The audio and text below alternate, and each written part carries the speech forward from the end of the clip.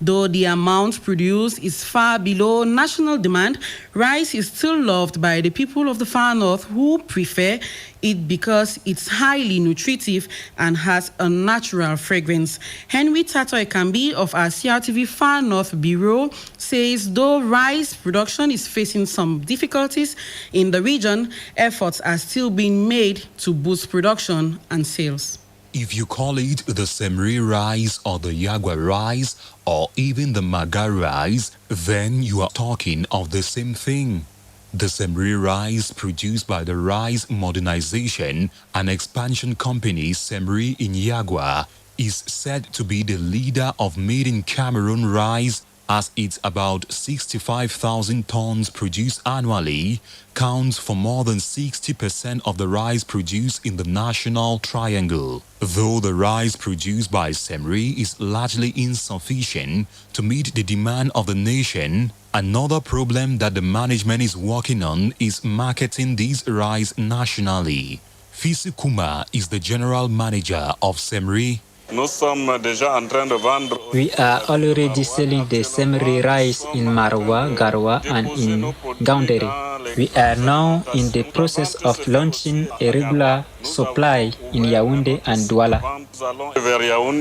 The highly nutritive rice described by the Ministry of Trade as the best of all kinds of rice present in the Cameroonian market is well loved by the people of the Far North region. I prefer the Yagwa rice rather than imported rice because the Yagwa rice is easy to cook and it is appetizing. Imported rice takes too much time to cook and it is not soft.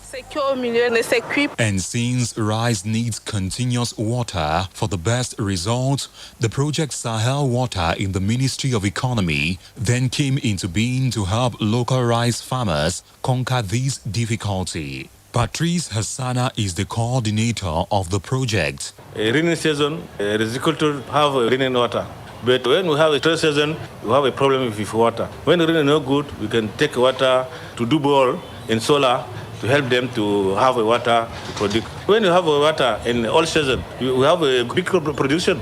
Semri, that received a few rice hauling machines last year, say though production will increase, there is still a great need for more equipment to push up the production of these made in Yagwa rice that will satisfy national consumption. Henry Tatoe Kambi for the regional news in Marua.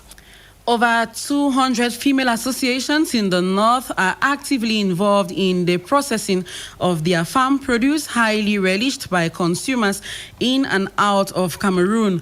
Vanessa Woodnang-Snamuk of CRTV North reports that the lack of modern equipment is a hindrance to the sector, thus making them unable to satisfy growing demands. Her report.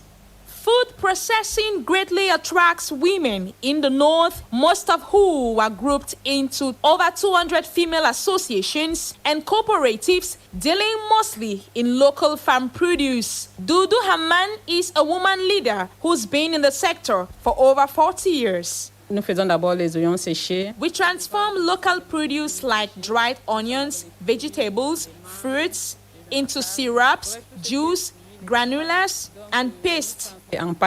While the women of the Côte Vapeur Association, headed by Mrs. Dudu Haman, buy their raw material, others cultivate these products themselves, which they later transform into mostly cosmetics and therapeutics. Mrs. Aissatou Ousmane Jubairu is president of the Tamunde Hairu Female Association.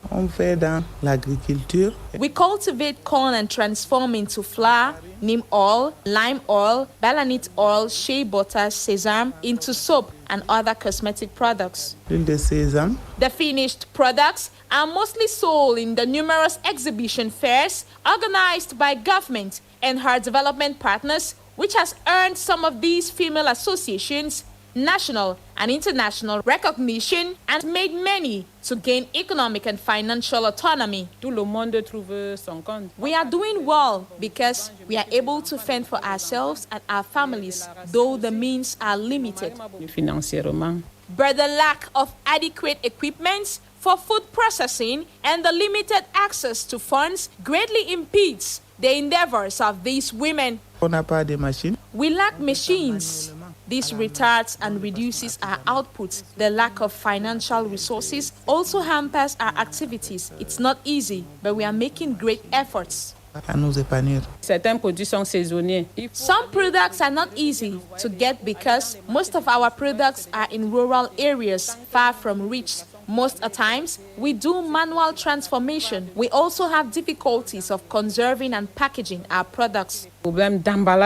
As food processing continues to win the admiration of female associations in the north, with the final products even more consumed in this part of the country, the wish of these women is for the powers that be to support them with large-scale food processing units to satisfy the ever-growing population and increase revenue. Garwa, Vanessa Woodnang, Sinamong, for the regional news.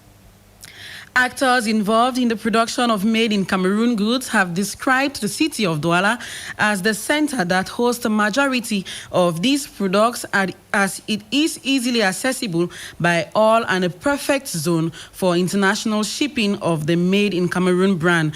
Our regional correspondent, Leris Nanepote from CRTV Littoral in Douala, talked to both producers and consumers and put together the following report. As the economic capital, Douala is the best bet for made-in-Cameroon products. The city is host to hundreds of small and medium-sized enterprises involved in the production of made-in-Cameroon products and others that can favor the growth of the sector. From fashion designers, natural skincare cosmetics, works of arts, to renowned engineering, fabricating industrial equipment for companies at the industrial zone in Bassar and Bonaberi. Douala has a reputation of being the hotspot of production of these prestigious Cameroonian brands. This is greatly appreciated by consumers of these products, who say they are certain to find these products in Douala in different categories, and Cameroonians in the diaspora are willing to patronize them. Philemon Gane is one of the consumers of these made-in-Cameroon products. Douala has attracted a lot of Cameroonian-based investors who have invested especially in clothing and some skincare products. This has been facilitated due to the ready market and the availability of some shipping agencies, making it easy for shipping or exportation out of the country, since most Cameroonians in the diaspora will always want to patronize their home products, especially the cultural wares. Based on my experience from consuming Cameroon products, I would say that they are eventually getting closer to the international standard, but I will propose they should improve on their branding, which is one of the most important strategies in marketing. Producers on their part are appreciating the facilities the city has in terms of collaborating enterprises, but they think the level of technology and the packaging of their goods could still be improved so as to achieve greater goals, given that half of the business transactions in the world today are carried out on the internet and needs a nice packaging and visibility for it to be patronized. Producers thus have been encouraged to get acquainted to the new media platform for more exposure and also take advantage of the sub-regional fair to spread their influence. The Douala Seaport, Airport and shopping centers are also platforms for transaction and promotion of made-in-Cameroon products in Douala. Leris Nane Porte for the regional news in Douala. Still on our focus today, fashion designers in Boya have raised a wide number of challenges that delay progress in the domain. The challenges that range from the reduction of Cameroonians, especially the reluctance by Cameroon Boya to consume locally made products, to frequent power outages, has not facilitated the growth of the fashion designing sector in Cameroon. However, many remain optimistic the situation will be solved. Guy Roger Nana reports from Boya. Breaking through a market where foreign designs and clothes keep gaining grounds remains a major challenge to fashion designers in Boya. Fonyorene, fabric doctor. I've been in the business for 23 years. Most people are going in now for the borrowed culture, which is this senator wears from Nigeria. It's really training. But now I have my own identity, just like any other fashion designer here in Cameroon. You always make sure that you blend it with what can suit your society. I cannot just copy 100% what people are producing out there. Those who go in for local designs are are not always willing to pay the price. Finishing a product is the most expensive part of the sewing industry, because I will not spend 2 days doing embroidery that is more expensive, that will take me a lot of time for somebody who is not ready to free his cash. People don't want to spend for the quality they expect from us. Cameroonian fabric producers have equally been called upon to step up the quality of production and equally focus on local color. Without the good quality materials, we are not able to promote our own culture. And SICAM stands there like the main production unit that we have in Cameroon. But when you go there, you discover that they sell mostly the foreign fabrics, which is not our identity. Several other issues hinder the smooth functioning of the trade. When we don't have light, it cannot work. All my machines are electric machines. Those Chinese products, people say they just want fast wear and it's cheap. True, it's cheap. But people who knows quality, they always come and so. Concerning the tax, the government officials should be honest. Somebody like me can go to the taxation to pay a tax. They can say my tax is 50,000. Now another person goes there, which his workshop is bigger than mine. They will give him a lesser tax. It is hoped that in the days ahead, Cameroonian consumers will understand the need to promote their own. Guy Roger Nana for CRTV News in Boya. You are listening to the regional news coming to you live from the national station of the CRTV. There has been a remarkable increase in the quantity of detergents used in most homes of the Center region since the outbreak of the COVID-19 pandemic. This change has been attributed to the determination of many families to always wash and keep things clean more than ever before, as well as respect the barrier measures. Lekiate Gertrude Asongazi of CRTV Center talked to some mothers who say this change has had a serious impact on the family budget.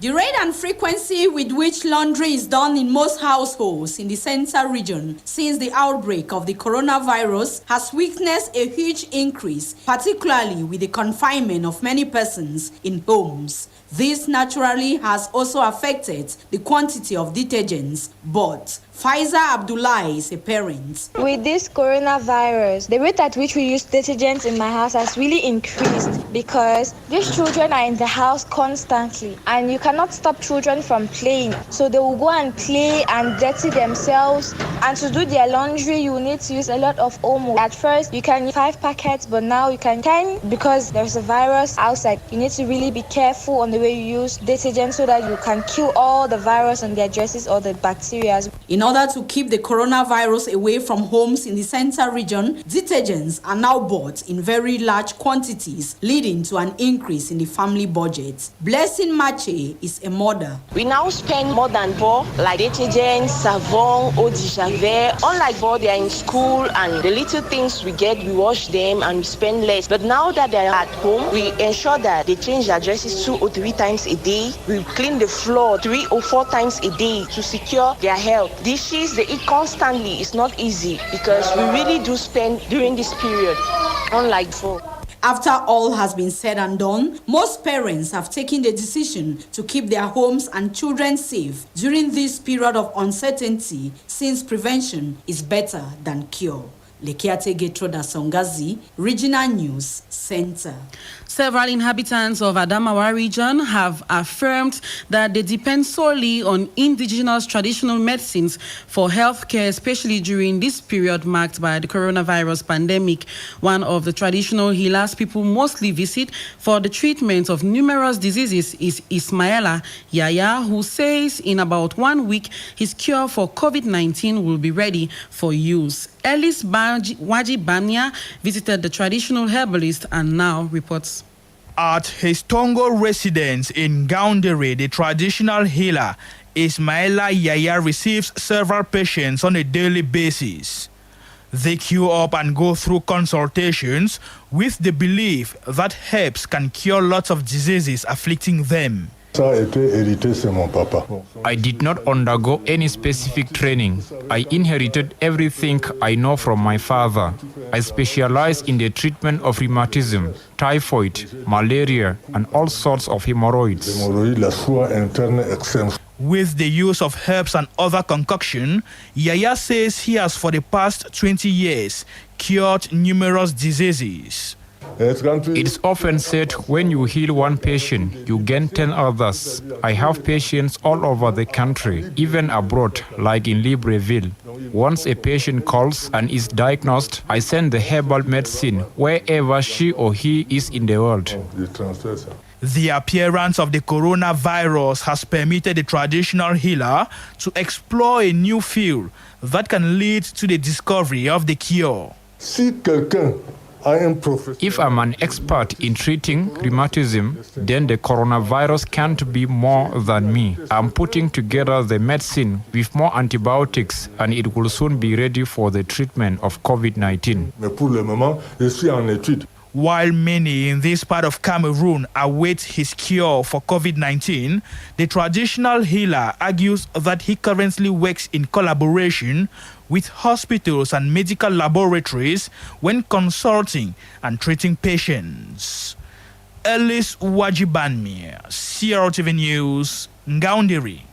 The phenomenon of robot calling, which hides the identity of the caller, is gaining grounds in Bamenda, chief town of the Northwest region. Many mobile phone users complain that they have been bullied and threatened by such individuals. Mr. Demetuge talked to an ICT specialist who recommends that victims should either report the matter or simply abstain from answering such calls. Her report.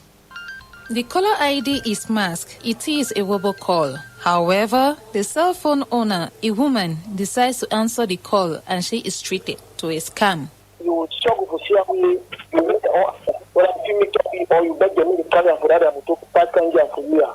Okay. The doctor will give you 800,000 for morning time before you do that thing. Then I'll tell you who I want to give you much. What it shows that the person was thinking naive. You know, still believe me because the one I do like an insult for me.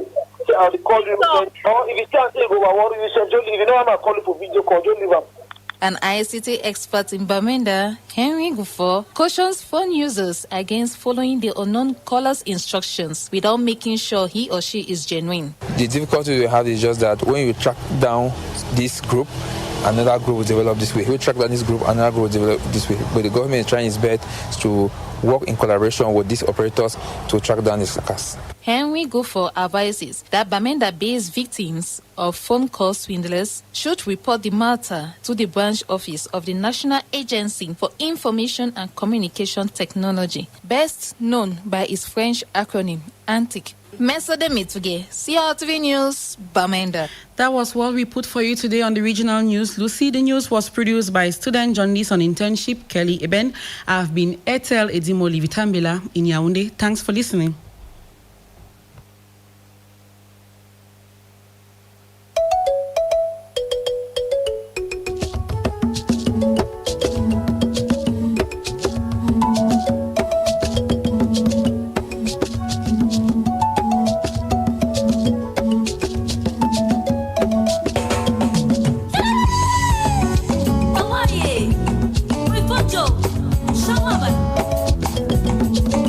Oh, yo.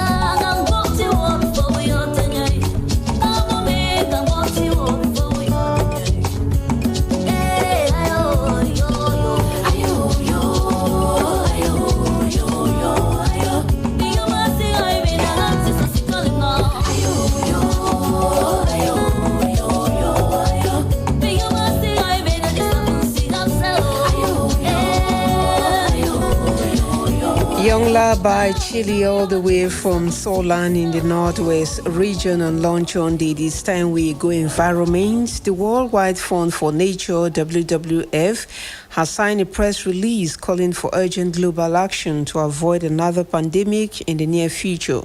The release says if nothing is done to change the way we treat wildlife, man wouldn't have to grapple with another COVID-19-like pandemic very soon. Artie Francis and Mr. Fidelis Peggy Manga, communications coordinator for the WWF Cameroon, discussed this press release and what needs to be done urgently.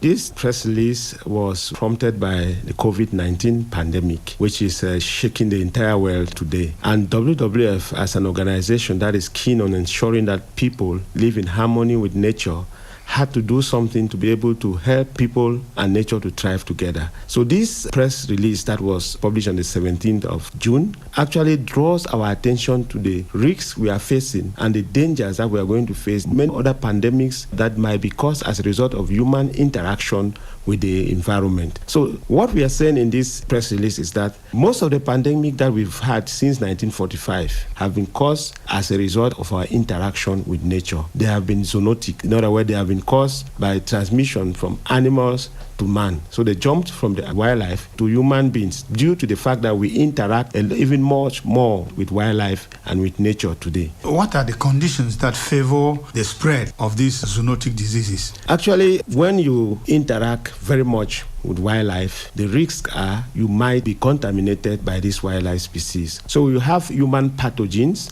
and you have animal pathogens. But in the case of COVID-19, there is a general tendency to believe that it's coming from wildlife to human beings. So it is all about the way we interact with nature, about the way we are cutting down the forests and we are exposing human beings to the animals that we're destroying their habitats, and so we are getting very close to them. So that risk is very, very high when you have a situation where we are clearing down huge expanse of forests. For example, in the last 10 years, we have cleared about 187 million hectares of forests. That is the size of Libya, for example.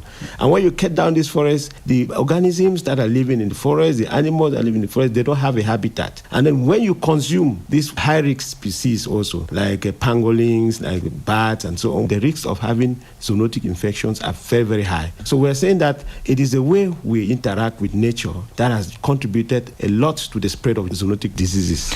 We know that WWF and other organizations are doing a lot to curb the way people have been degrading our environment. Yet, this threat is still existing. Is it because the message you are giving is not passing, or is that people have just decided to be oblivious of the dangers that they face? We need to start reconciling economic development, human needs, and the protection of nature. You know, maybe 100 years ago, the world population was not at 7.7 billion. Now the world population is increasing, so the pressure on forests and land is increasing. There's a growing need to feed the world population. The demands for goods and services are increasing by the day. So we need to exploit to be able to meet these growing demands. And that is where the problem begins. If you start exploiting without taking into consideration the fact that the resources might be depleted someday, the risk is that we're going to have a huge expanse of biodiversity of nature being destroyed as a result of this. And when nature is destroyed, the impact is going to be huge on human beings. So the challenge that we have as citizens of the world today is to be able to reconcile these two. You can preach, no matter how much you preach, but if people don't understand that they need to exploit the forest in a very, very sustainable manner, and that they need to avoid going after high-risk species, and that when they want to set up the plantations, they have to respect some principles and some guidelines, some norms that will enable them protect the environment while carrying out development projects. It is going to be very, very difficult for them to understand, especially in the third world where we have development challenges. Sometimes when you talk about protecting forests, protecting wildlife, people think that you are against development. And once that mentality is there, and there's a lot of conspiracy theory today, you know, people say very funny things about efforts to protect their biodiversity. Oh, you want to stop us from exploiting our resources. They have developed their country, now they want to stop us. Those kind of rhetorics contribute a lot to hardening the perception that people have of conservation. And if this negative perception about sustainable development is not broken. I think the risk of us getting into this kind of situation where people don't adhere to the call to sustainably manage our natural resources, it is going to have a tremendous negative impact on the efforts that we are making. So we are saying that the efforts have to be multi-sectoral and it has to include everybody. Decision makers must stand up. The leaders must stand up. The civil society, the youth, the common man in the street has to hearken to this call to be able to stop the destruction of nature. Looking towards a way out, what are some of the measures that you think world leaders should take in order to avoid this future pandemic that we are warning against? I think we are at a crucial point for the protection of nature today. Our leaders have to hearken to the call for a new deal for nature and people. This new deal for nature and people is like an ambitious plan to reverse biodiversity loss by 2030. In other words, we want our head of state, we want our government to join other leaders of the world to say we are going to take very ambitious action to stop biodiversity loss. And how do we take this ambitious action? We go to the UN General Assembly and sign up to an emergency declaration that binds us to act together to protect nature and to protect human beings. Because if you protect nature, you are protecting human beings.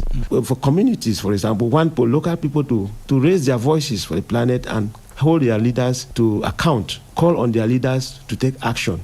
Because if you sit indifferently in your small corner and think that they're going to do it, they might not do it. So one day, critical mass to turn up and say, this is the time for us to change the paradigm. This is the time for us to make sure that we don't have other pandemics coming up as a result of the actions that we are taking against nature. Mr. Fidelis Peggy Manga, Communications Coordinator for the Worldwide Fund for Nature. Thank you very much for being our guest on the CRTV. Thank you very much.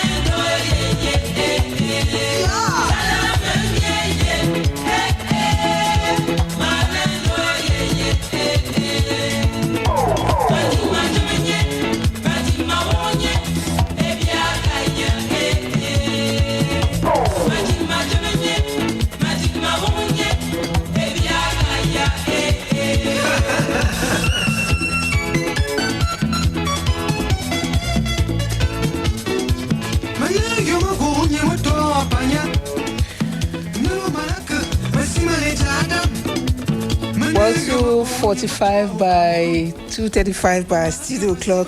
Let's welcome our guest into the studio. Cameroonians have been told to eat more vegetables and fruits and avoid taking a lot of alcohol in order to bar the way to brain diseases.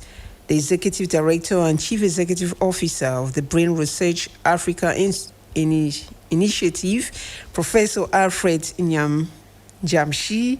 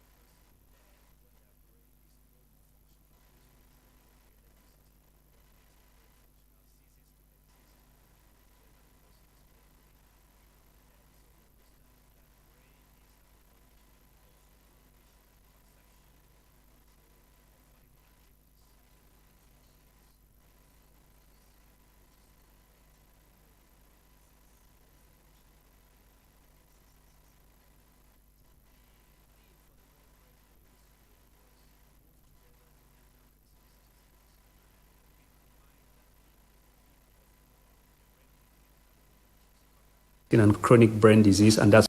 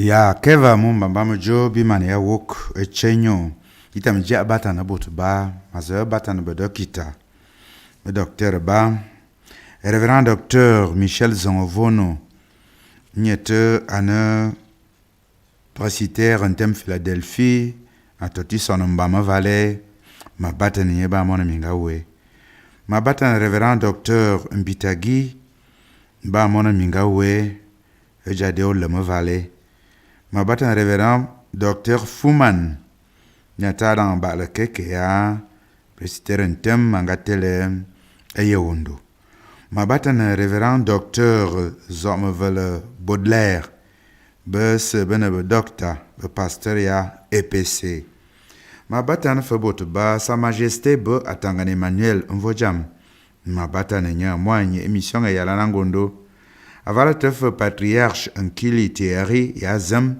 ma bata na nya ma bata na monti mvende keke aka Paul nyata na mvende ya ebolowa ngulu zambe ya jade na nemeyong anye émission ya lan ma bata na diacre mondomo Alice mondomo abe Lois nyata na diacon ya paroisse Dumazambe EPC ma bata na abumojo nyata na fulasi mesa monondomo nate anye mission ya lan ngondo ma bata na monango ba monya we Antoine en 4 bi Chili be sebene ebko ba nye émission ji e yalan ma bata na fe obam Essian André ebko yanvi en Nazareth ba mona minga we madame Jené ma bata na be ma bata na obam Hervé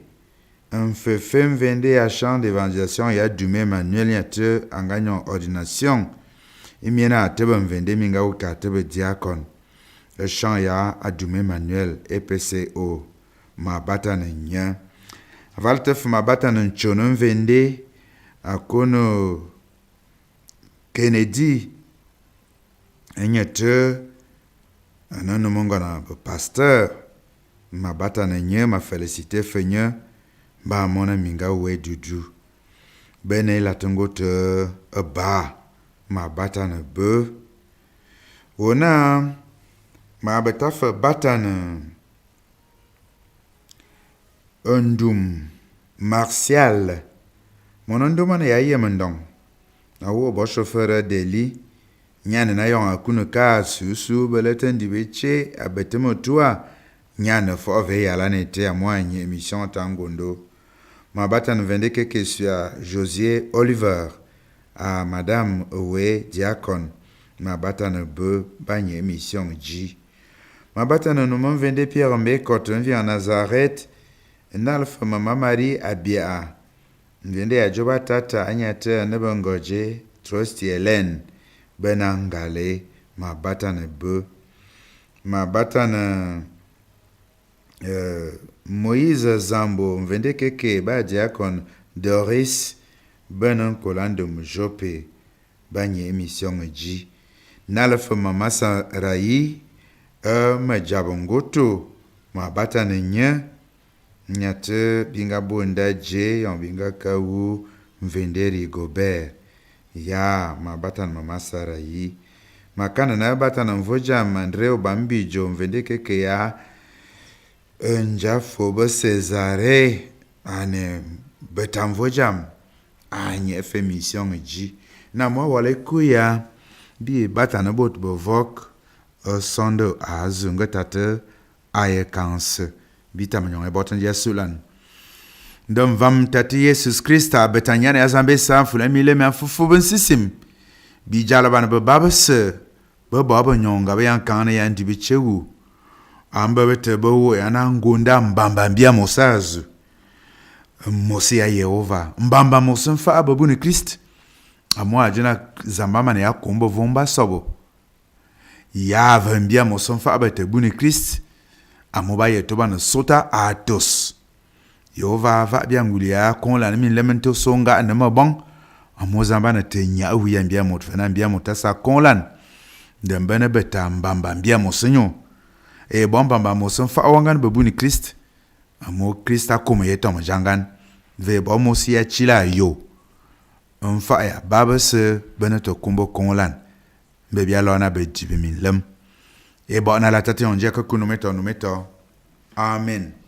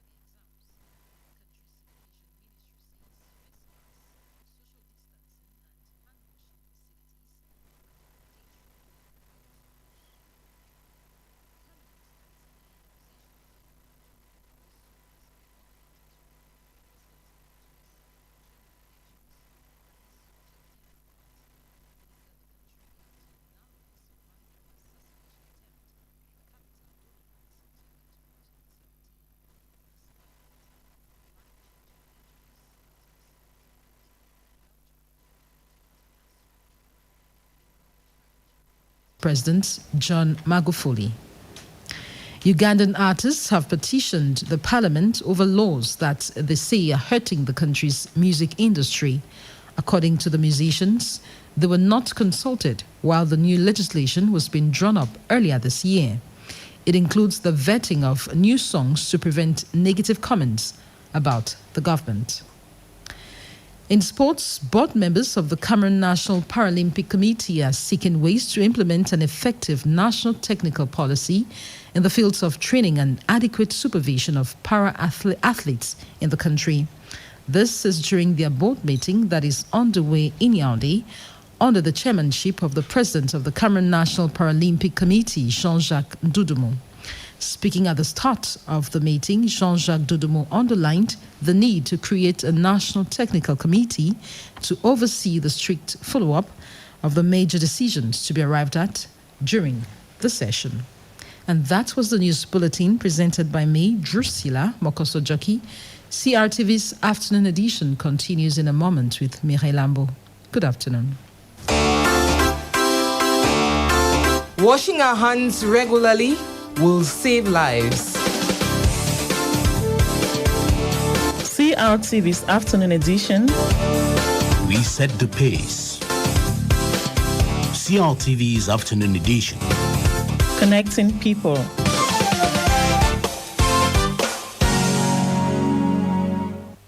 Thanks for joining us. The chairperson of the CEMAC Commission, Professor Daniel Ona-Ondo, has harped on the urgent need for member countries of the sub-regional body to take exceptional measures so as to revamp their grossly affected economies due to COVID-19. He was speaking today during the opening video conference meeting of the Interstate Committee of the Economic Union of Central Africa, holding as a prelude to the 35th session of the Council of Ministers of the Economic Union, scheduled for August 10. Doris Batitatoikwe reports. As of July 29, 2020, the number of confirmed cases of COVID-19 within the CEMAC zone stood at 35,546, with 677 deaths recorded. Even though it is the least affected on the continent this far, CEMAC officials say the pandemic has adversely impacted on the economies of member countries, further fragilizing their financial stability, which was already precarious with worsening budget deficits. Opening a two-day meeting of the Interstate Committee of the Economic Union of Central Africa ahead of the 35th session of the Council of Ministers coming up on August 10, the chairperson of the CEMAC Commission, Professor Daniel Ona-Ondo, said it was imperative for member states to take exceptional measures to relaunch their economies. Professor Ona-Ondo said governments must not only rely on international solidarity, but also take vigorous actions in favor of the private sector, such as tackling interior debt and mobilizing interior tax revenue. The current chair of the Interstate Committee of the Economic Union of Central Africa, Charles Samba Ongodo, said the COVID-19 constraints should be used to foster development in the sub-region as the various states diversify their economies and stabilize the macroeconomic trends. Members of the Interstate Committee are examining ways of revamping their economies after COVID-19, funding for the body, free movement within the CEMAC zone, and the imminent appointment of officials to posts of responsibility in some specialized institutions of the body. They will submit their proposals to the various ministers in their upcoming meeting for appraisal. Strategies to enable CEMAC member states recover from the negative effects of the COVID-19 pandemic and relaunch their economies have been outlined at the 11th session of the Pilot Committee of the Economic and Financial Reforms Program of CEMAC, PREF-CEMAC, contained in a document known as the Economic Community Recovery Plan of CEMAC post-COVID-19. The strategies were adopted by finance ministers of CEMAC countries and representatives of sub-regional bodies via a video conference chaired by the president of the organ, Congolese Minister of State, Minister of the Economy, Industry and Public Portfolio, Gilbert Ondongo. Reports on the field say trans-border commercial activities between Cameroon, Gabon and Equatorial Guinea have been greatly paralyzed by the COVID-19 pandemic. Businesses have folded up while local councils are looking for ways of diversifying sources of revenue. South Regional correspondent Pontianos Lawong reports that border markets in the Thames Valley Division have become shadows of themselves. The Kiosi, Abangmenko, Miyobibulu, and Mingikum border markets in the Thames Valley Division of the South are the major platforms for commercial exchanges between Cameroon, Gabon, and the Equatorial Guinea. However, since the outbreak of the coronavirus pandemic that led to the closure of the borders by the three countries, business activity has witnessed a drastic drop. I used to come here and have maybe 8,000, 10,000 for my things. But now when I come here, even to get my transport to go back, I'm unable. When they opened the market, we were having around 150,000 francs a day on the market day. But now we have less. We have around 20,000, 15,000. First I was saving 100,000. I can sell here, going by even 150,000 some days. So to see moment I've sold only 5,000. So it is not easy. Traders from Douala, Bafoussam, Yaoundé, and other major towns in Cameroon who used to frequent the Mingikum and the Abangmenko weekly markets no longer come, while in Kiosi, more than half of the shops are closed as most business persons either quit or switch to other activities. The situation has led to a significant drop in council revenue collection, and the mayor of the Kiosi Council, Jean-Marie Zouezoué, has embarked on a project to assist the population create common initiative groups or cooperatives and to invest in revenue-generating activities with the aim of making ends meet. The wish of the population in the border zone is for the coronavirus to be overcome, for the frontiers to reopen, so that Abangmenko, Kiosi, Mengekum, and Miyobibulu regain their status as the engines of transborder trade. This is Pontianos Lawong in Miyobibulu. The Far North region, which shares long boundaries with Nigeria and Chad, the localities at the frontiers seem to be the hardest hit. Prices of most products have surged because only consumers make their way into the border towns, while many can no longer carry out visits to next-door countries. Henry Tatoe Kambi tells us more from CRTV Far North in Marwa.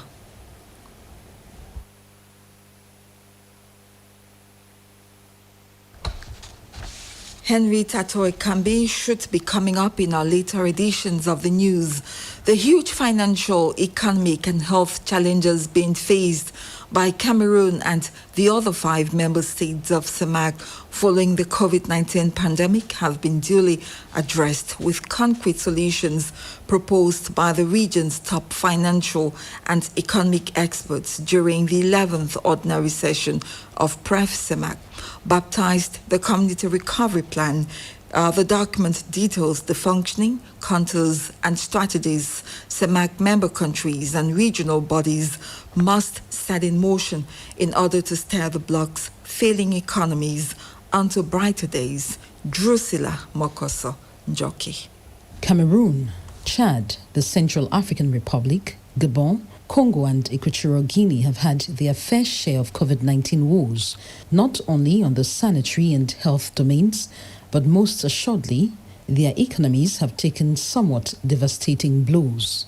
The CEMAC member countries, like many other countries on the globe, have registered acute losses and major dips in budgetary revenues, external financing, employment, private consumption, and the list goes on. The 4-year Community Recovery Plan, spread over the period 2021 to 2025, saunters in as a savior to the zone's economic and financial failings, with its promises to provide a new rudder to member states and structures in the bloc.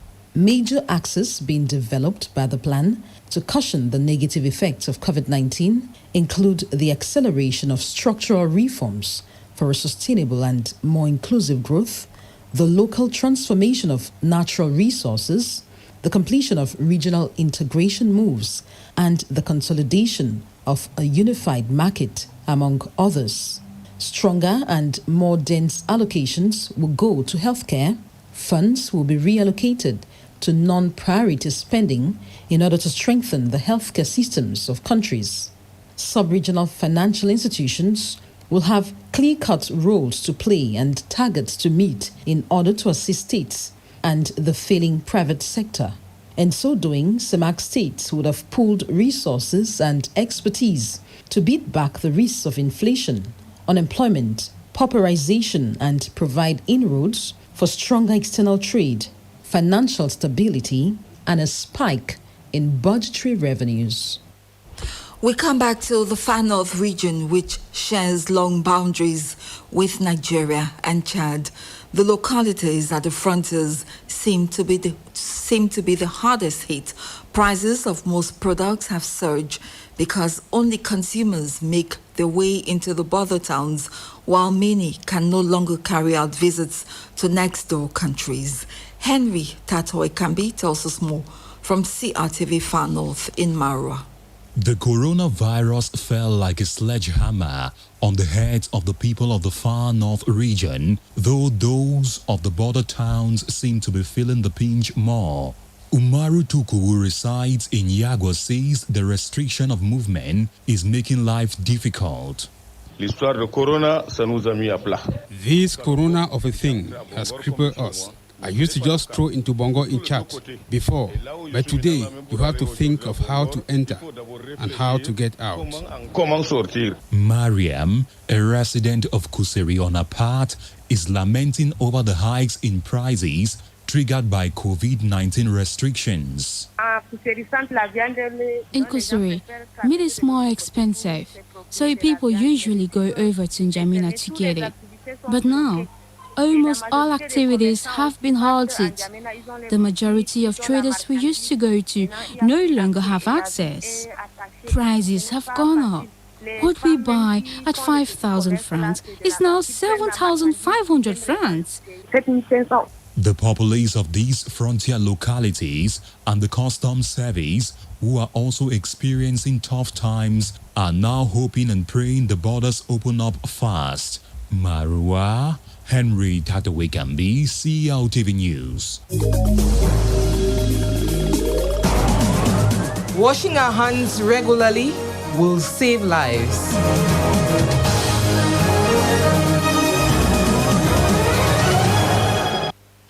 You're listening to CRTV Afternoon Edition. The University of Yaoundé Soa and other higher institutes of learning affiliated to it have together adopted a code of ethics and deontology to help check malpractices such as plagiarism, fraud, corruption, and indiscipline within the higher education milieu.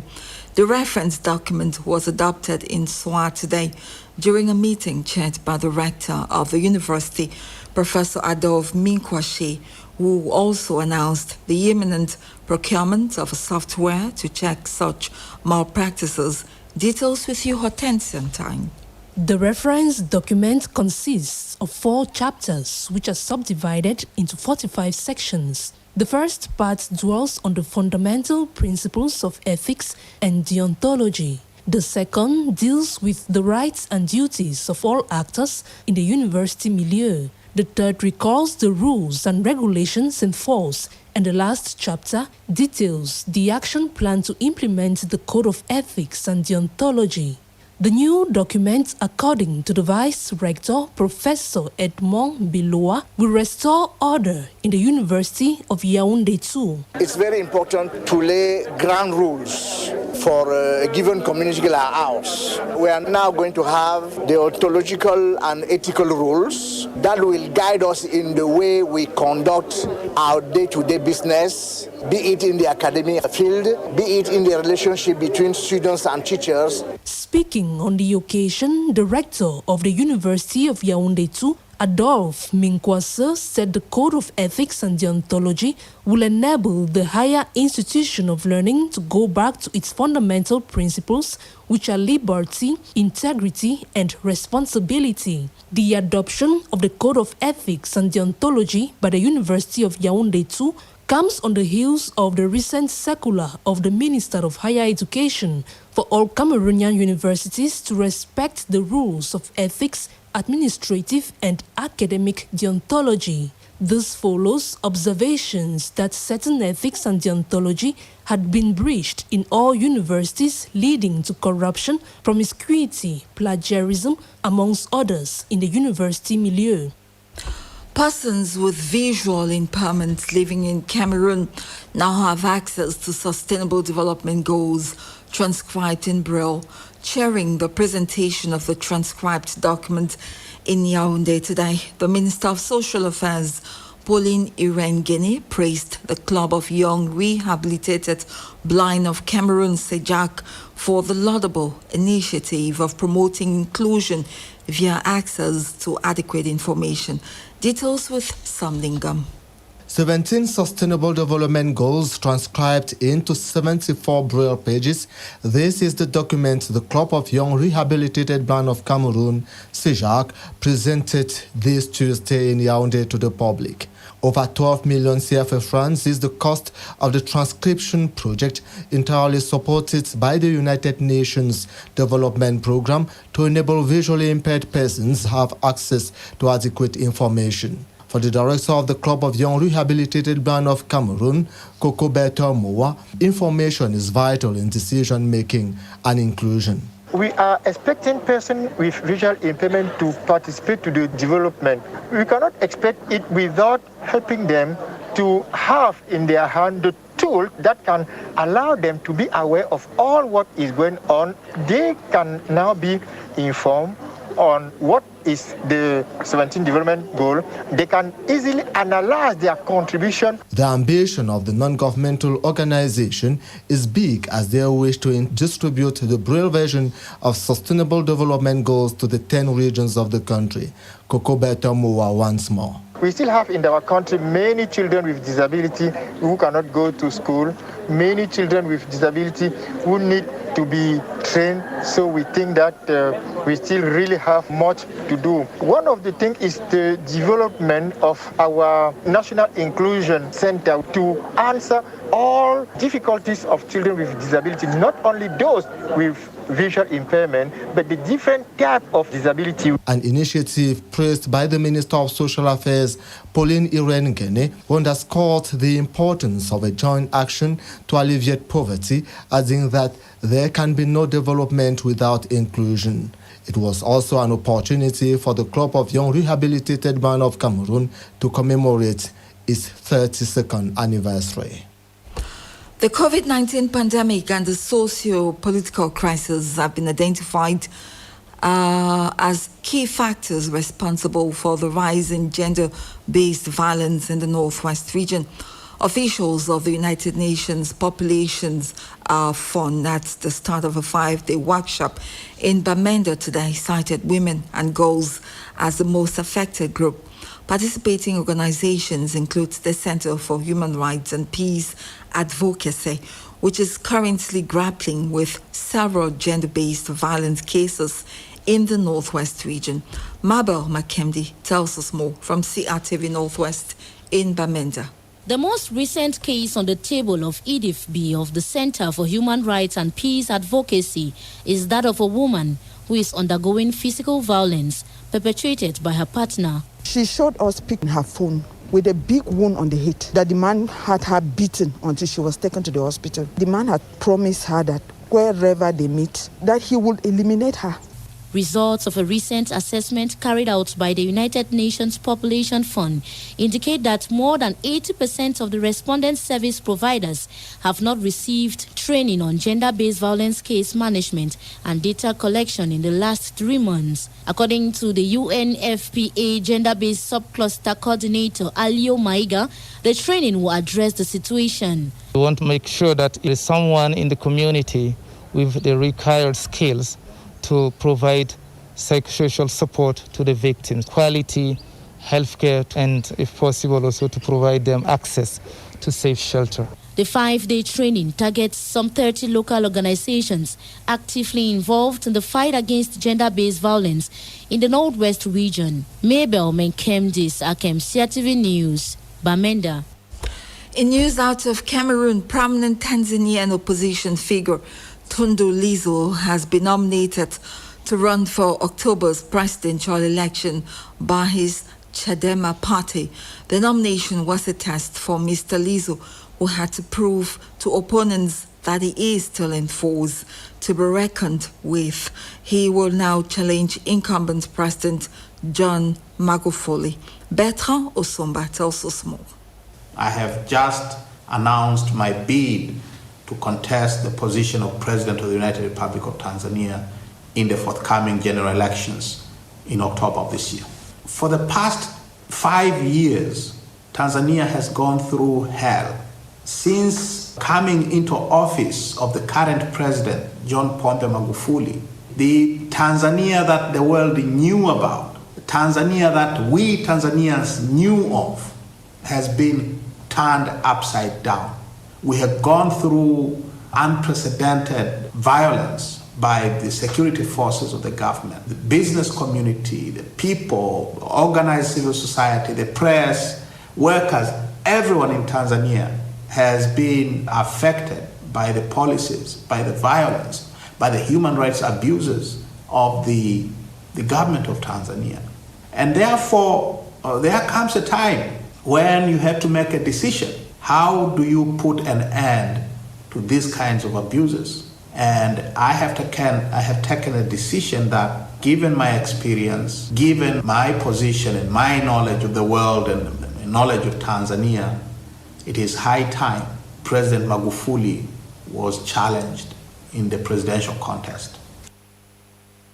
In news in sports, the lone flag bearer of the South region in the country's top tier, Column of the Ja and Lobo, is gunning for a continental spot during the upcoming season. The Sangmilima side has revamped its squad, booking 10 players so far and completely renewing the technical staff.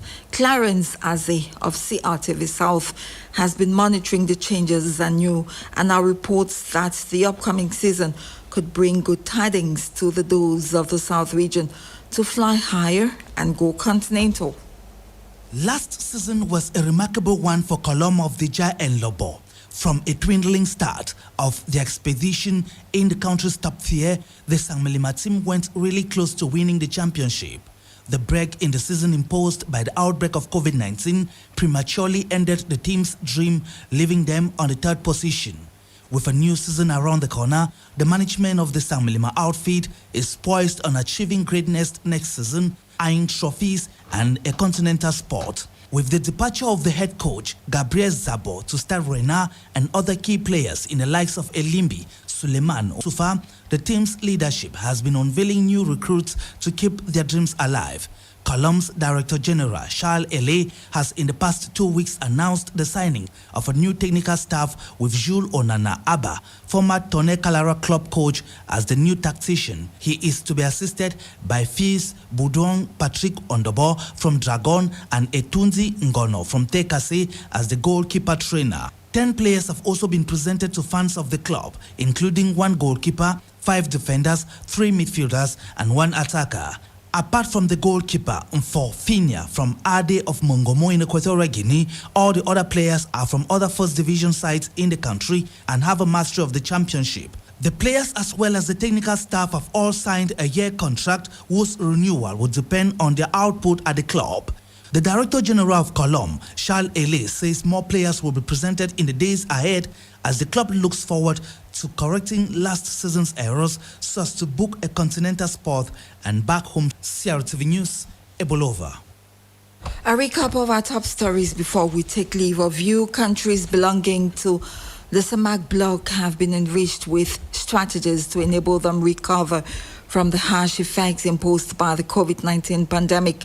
A community plan to relaunch the economies of SAMAC states hard hit by COVID-19 have been validated by the region's finance ministers. Persons with visual impairment living in Cameroon now have access to sustainable development goals transcribed in Braille. The transcribed document was presented in Yaoundé today by the Club of Young Rehabilitated Blind of Cameroon in a ceremony chaired by the Minister of Social Affairs, Pauline Irene Guinea. And prominent Tanzanian opposition figure Tundu Lissu has been nominated to run for October's presidential election by his Chandema party. And that brings us to the end of CRTV's afternoon edition, presented by me, Mireille Lambo. Christine Victoria Penda has joined me in the studio. She now brings to you a summary of the news in the French language. Hello, Christine. Good afternoon. Les travaux du Comité inter-État de l'Union économique d'Afrique centrale se tiennent depuis ce matin par visioconférence au ministère de l'Économie, de la Planification et de l'Aménagement du territoire à Yaoundé, sous la présidence de Charles Assamba Ongodo. Les experts examinent les affaires se rapportant à la relance économique et au renforcement de l'intégration sous-régionale en prélude à la 35e session du Conseil des ministres qui se tient le 10 août prochain. Les chefs traditionnels du département des Hauts-Plateaux dans la région de l'Ouest, en concertation avec l'autorité administrative, le préfet des Hauts-Plateaux, Yampen Ousmanou, a mis sur pied ce lundi un cadre de concertation entre les gardiens de la tradition, auxiliaires de l'administration publique, pour un meilleur encadrement des populations. C'était en présence de plusieurs personnalités, parmi lesquelles Jean Cueté.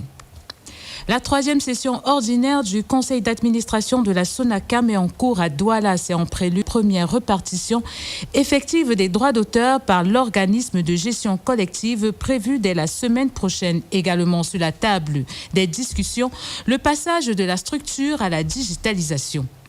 Et en sport, le Comité national paralympique du Cameroun veut se doter d'une direction technique nationale. La structure, qui attend la validation du conseil d'administration, sera chargée d'implémenter une politique technique nationale efficace dans les domaines de la formation et de l'encadrement adéquat des parasportifs d'élite. Ce sujet et bien d'autres sont en débat depuis 11 heures au siège du Comité national paralympique à l'occasion de la réunion du bureau exécutif. C'était le condensé de l'information. Prochain rendez-vous avec l'info le 17-18.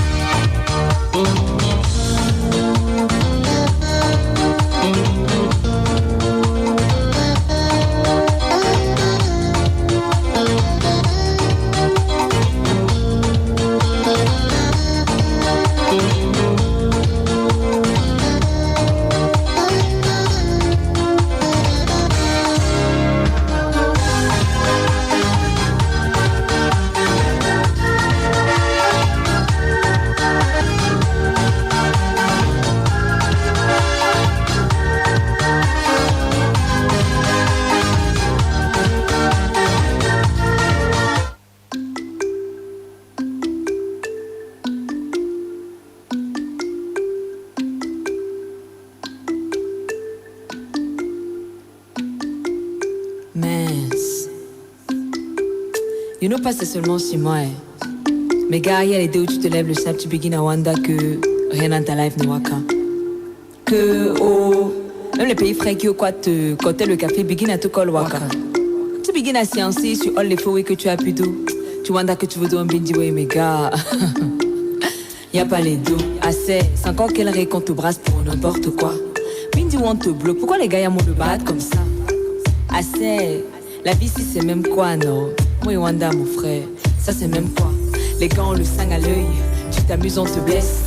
Pour une histoire de lasse, tu ne veux pas tu laisses. Hey, assez, donc la vie si c'est ça. Ha, je ne sais pas prête mon frère, ça c'est même quoi.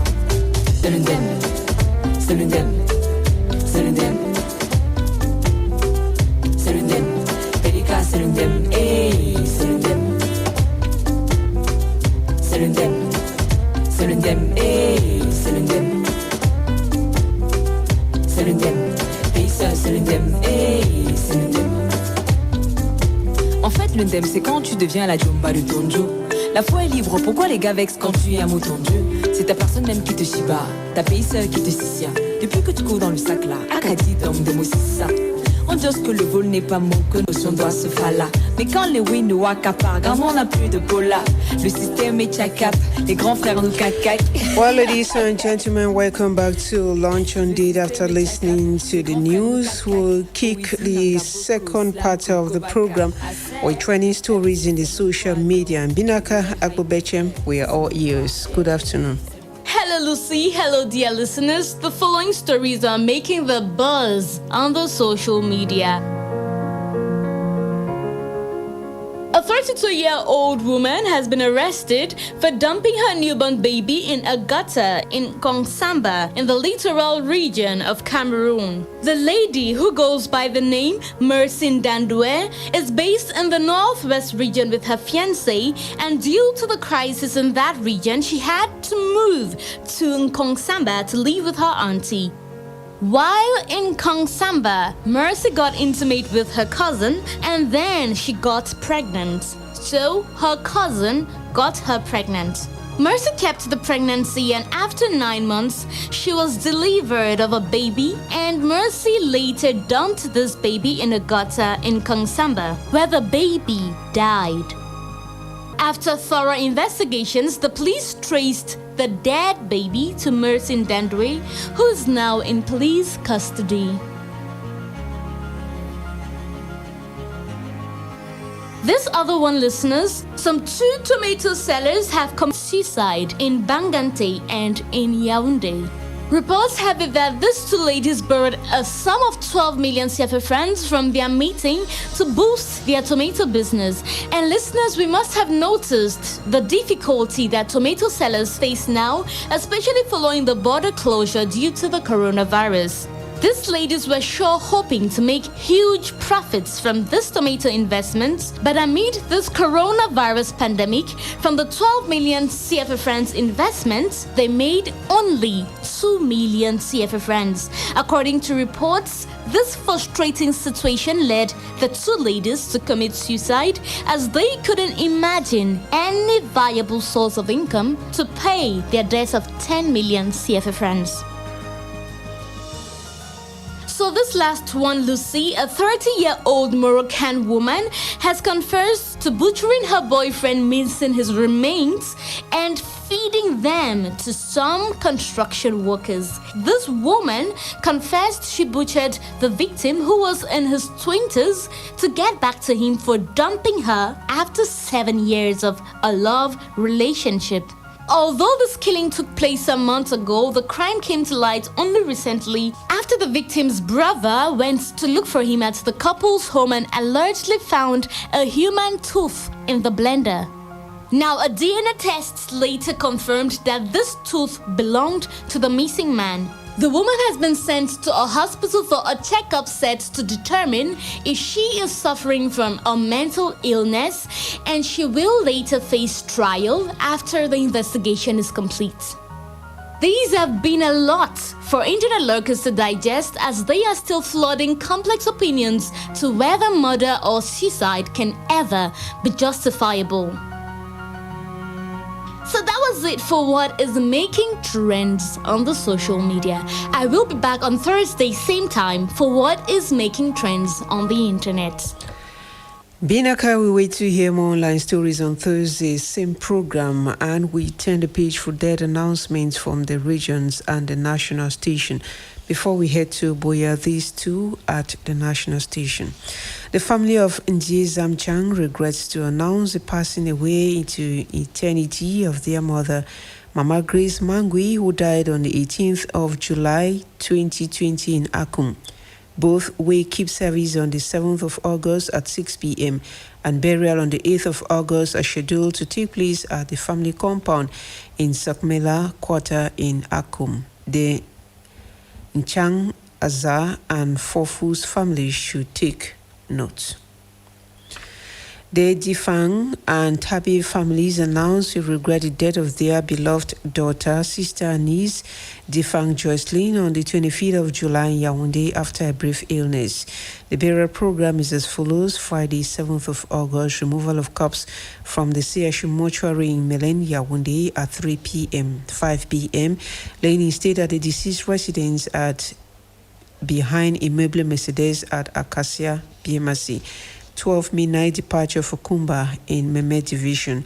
6 a.m. arrival of corpse in Kumba. 8 a.m. funeral service at the family residence at Boya Road, Kumba. 10 a.m. burial at the family compound at Boya Road, Kumba. Family members, friends, and well-wishers should take note. Well, Inanga Mignoli promised bringing death announcements from the Southwest region. Hello, Inanga. Welcome back to Boya for death announcements. Here is the funeral program of Queen Mother Caroline Betomi Sangi, wife of His Majesty Chief Sangi John of Bekomo Village. Saturday, 8th of August 2020, 7 a.m. Removal of corpse from the Limbe Regional Hospital mortuary, 8:30 to 11 a.m. Lying in state and viewing at Motombi Street Residence, Newtown, Limbe. 11 a.m. funeral service at Presbyterian Church, Newtown. Procession to the grave and burial. The following should take note: the Esiani Inu of Bamso, the Wonya Monoko family, the Molongo family of Botalan, Wonyanja family of Woteke in Boya, friends and other sympathizers. The family of Mr. and Mrs. Dio announces the death of their son, Emmanuel Dio. The burial program is as follows: Saturday, 8th of August, 8 a.m. Removal of corpse from Boya mortuary, 10 a.m. Lying in state at family residence situated at 11 a.m. church service, 2 p.m. burial at the Newtown Cemetery. Family members, friends, and other sympathizers to take note. The Ellard family of Great Sopoboy announces the death of their mother, grandmother, and great-grandmother, Mama Regina Ellard. She died on Tuesday, 28th of July, 2020 in Yaoundé. Family members in Boya, Yaoundé, and Sancho should take note. Funeral program will be announced later. Mr. Lyonga Mwambo Jacob, on behalf of the Lyonga family, announces the death of their son, brother, husband, uncle, father, and grandfather, Mr. Mwambo Thomas Lyonga, on the 22nd of July at the Boya Regional Hospital. Removal of corpse from the Boya Hospital mortuary is scheduled for Saturday, 15th of August 2020 at 10 a.m. Lying in state for viewing at his Buitingi Village residence, 8:30 a.m. and 11:30 a.m. Funeral church Buitingi from 12 noon to 2 p.m. and thereafter burial in his compound. Informed are the Lyonga family at home and abroad, the Fai Tawongdi family of Ndonga Mantun Division, the Monyonge family of Wondongo Village, the Njako family of Mokunda Village, the Ngomba family of Isokolo Limbe, Cameroon Baptist Convention, Asubex, CBC Men's Department, the Nju Group of Support, Cambe General Meeting, all friends, relatives, and sympathizers. On behalf of the Sakwe and Dio families of Bisoro Balwe, Professor Sakwe Nekongo of the University of Boya announces the funeral program of his late niece, a mother and an aunt, Messi Ete Dio, who slept in the Lord on the 22nd of June 2020 at the Reference Hospital in Douala as follows. Stops from the Boya Hospital mortuary, brief viewing at the mortuary chapel, 10 a.m. funeral service at PC Small Support, 12 noon lying in state at family residence, Bakuri Town, 2 p.m. burial strictly for family members. This announcement goes to all Bisoro sons and daughters at home and abroad, friends and sympathizers. Barrier measures against COVID-19 should be respected. Past Stephen Tonjo children, grandchildren, and great-grandchildren announced the funeral program of the wife, mother, grandmother, and great-grandmother, Mama Belta Veninsi Njo, as follows. Thursday, 6th of August, 5 p.m., wake keep without the corpse at the small support residence. Friday, 7th of August, removal of corpse from the Fako Funeral Home at 10 a.m., procession to Small Support Cathedral. 11:30 Requiem Mass, 3 p.m. lying on state at her Small Support residence. 8 p.m. departure for the village Kejom Keku. Saturday, 8th of August, 9 a.m. arrival in the village. 12 noon Requiem Mass at the St. Bernard Catholic Church Kejom Keku. 3 p.m. burial. And finally, the family of Rolf Walters and Gwendoline Eno Bisong of United States of America, Efundem Ertel Eno Bisong of Germany, announces the death of their mother and mother-in-law, Mama Eno Comfort Eyere, who died on the 24th of February 2020. The funeral programs as follows. Friday, 7th of August 2020, wake keep without the corpse at the deceased residence at Mao Quarters, Newtown, Limbe. Saturday, 8th of August, removal of corpse from the Limbe Hospital mortuary at 7:30 a.m. and conveyance to her residence, Mao Quarters, Newtown, Limbe. 1 p.m. funeral service at PC Newtown, Limbe. The following should take note. Pa Paul Eno of Tico, Winifred Chenge Bisong of United States of America, Eno Kenneth of Kamtel Yaoundé, Until Lydia Tabi of United States of America, Mr. Moses Agbo Eno of USA, Atem Deep and Mata Efundem Agbo, all of Moyuka. Those were the obituary announcement from our file this afternoon. Catch you on the program tomorrow, Lucy. Good afternoon. Last afternoon in Nanga, we head to the Littoral region for more death announcements. Agnes Ngiako, over to you and good afternoon. Hi, good listeners of LD. You are welcome to the Littoral region for our death announcements. The funeral program for retired divisional delegate for secondary education, Meme, Kwo Akwo John Eyo, runs as follows. Thursday, August 20th, 2020, 9 a.m. removal of corpse from Kumba District Hospital mortuary. 9:30 a.m. stop at divisional delegation of secondary education. 11 a.m. church service at St. Agnes Parish, Kosala 2. 1 p.m. conveyance of corpse to family compound, Kosala 3, and viewing. 4 p.m. confining and transportation of corpse to the Kumba District Hospital mortuary, wake keep at Kokobuma village. And on Saturday, August 22nd, 2020, 6:30 a.m. removal of corpse and departure for Kokobuma village. The president of Mfukuda Douala branch regrets or announced with regret the death of Mrs. Eno Wakpa Margaret Ayuk Marum, removal of corpse from the Bonasama mortuary on the 6th of August 2020, time 2 p.m., and from the mortuary to her residence at Beseke, Tropicana, Bonaberi, Douala. To take special note are the Mfukuda General President, Mfukuda Branch President, and all the Mfuni elements in and out of Douala. And that's it for today. Tomorrow is another day. My name is Agnes Senge Akwo. And to enjoy the rest of the afternoon, Senge. From the Littoral, we move up to the Damawa region for dead announcements. Good afternoon, Rikiate. Hello and welcome. Musa Jingi.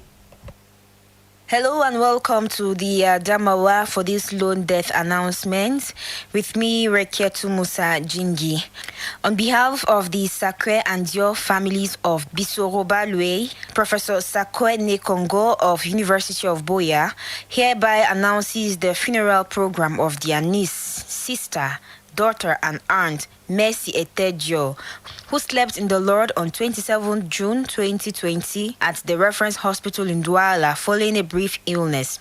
Saturday, 8 August 2020, 8 a.m. removal of the mortal remains from the Boya Regional Hospital mortuary. Brief viewing at the mortuary chapel. 10 a.m. funeral service at the Presbyterian Church, Small Support, Boya. 11:30 p.m. laying in state and viewing at the family compound in Bakweri Town, Boya. 2 p.m. burial in strict family circles. 2:30 p.m. refreshment, then departure of mourners. This announcement goes to all Bisoro sons and daughters at home and abroad, friends and sympathizers. There shall be due respect of barrier measures against COVID-19. Rekiatu Musa Jingi, splendid afternoon. Our sympathies to all the bereaved families.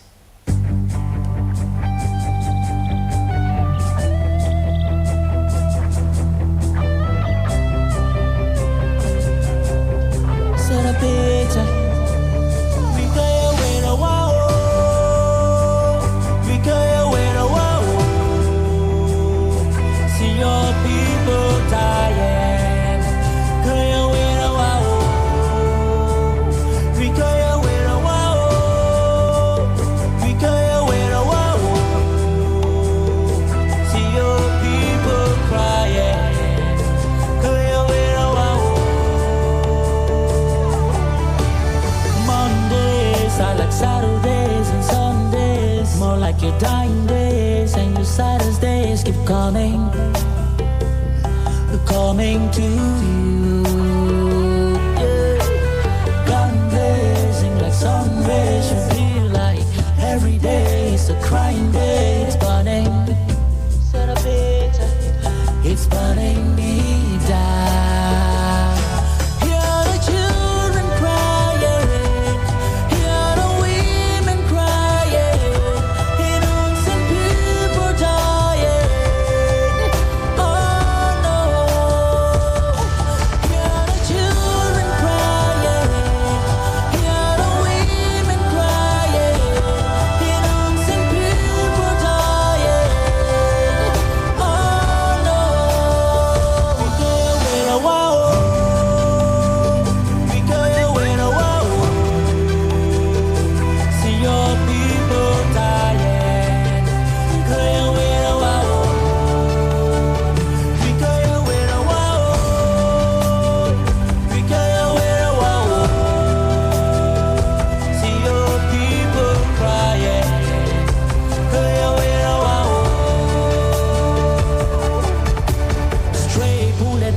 catch Carolina. See a gunman a rape, kill Philomena. Uncle Joey hates scatter from Calacuta. Oh Lord, have mercy. Hey, Jumenta was only 15 years old, boy. And his dream was all to play football. Now his mama is looking for him.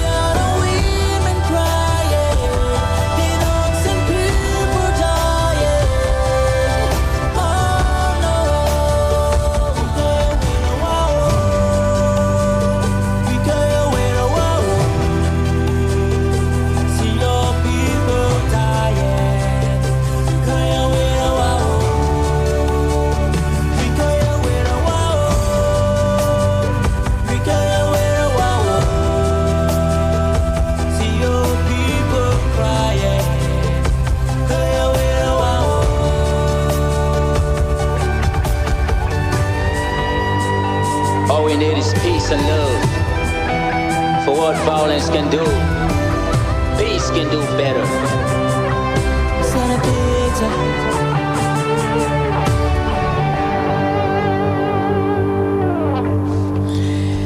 And that's how we wrap up Lunch on Day today. Flavie Yinga, Christian Foku, Binaka Gbobechem, and Vincent Epong gonna join me.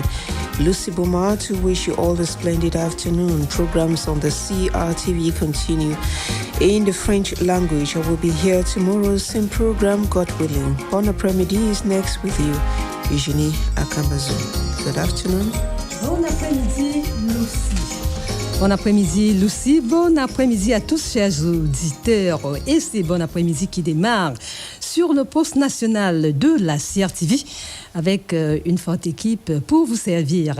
Nous y reviendrons. Au programme de bon après-midi, le journal, le 16h qui débute dans 5 minutes exactement. Après le journal de 16h, votre documentaire sur le Parlement camerounais. Alom Benga nous parlera de l'avènement du multipartisme au Cameroun autour de 16h40. Cet espace sera consacré aux variétés musicales. À 17h, le journal, le 17-18. Mais avant le 17h, vous aurez droit à votre micro majeur. En attendant d'accueillir l'équipe du journal dans ce studio, nous allons écouter Ekambi Brillant.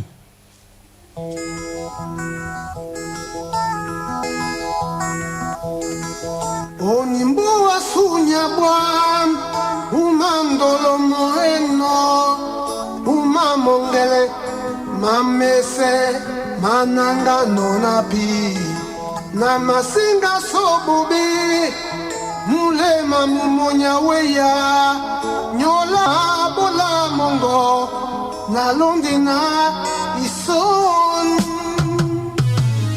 munamuto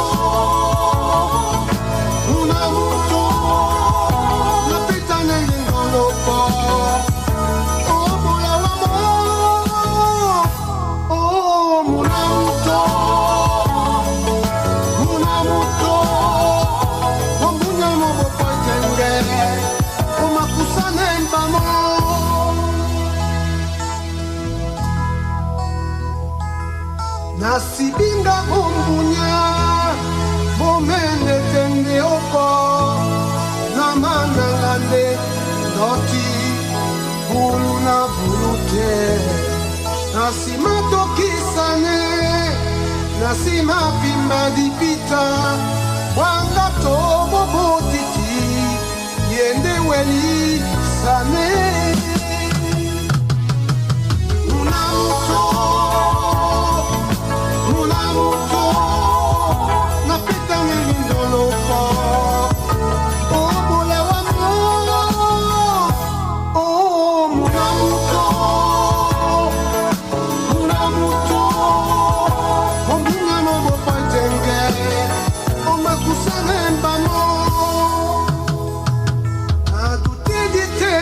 pom na loma mulo poetu na masunju le ande ona na polate ona potonde uwe dimende tende jenene tomba san ma pololonde onitongwa doge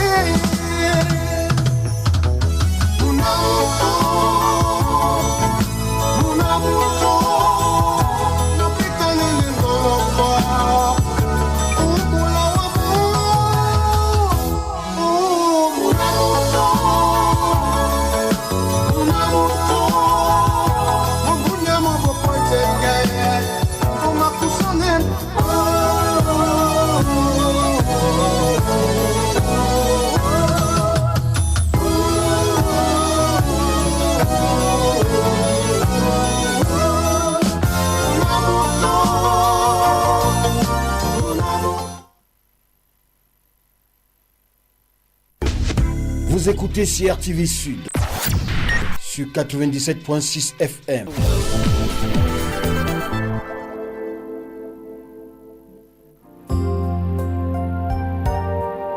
Abongo yaja, mikoma mavolo, anje bodia, maivana makobo, akeva bui.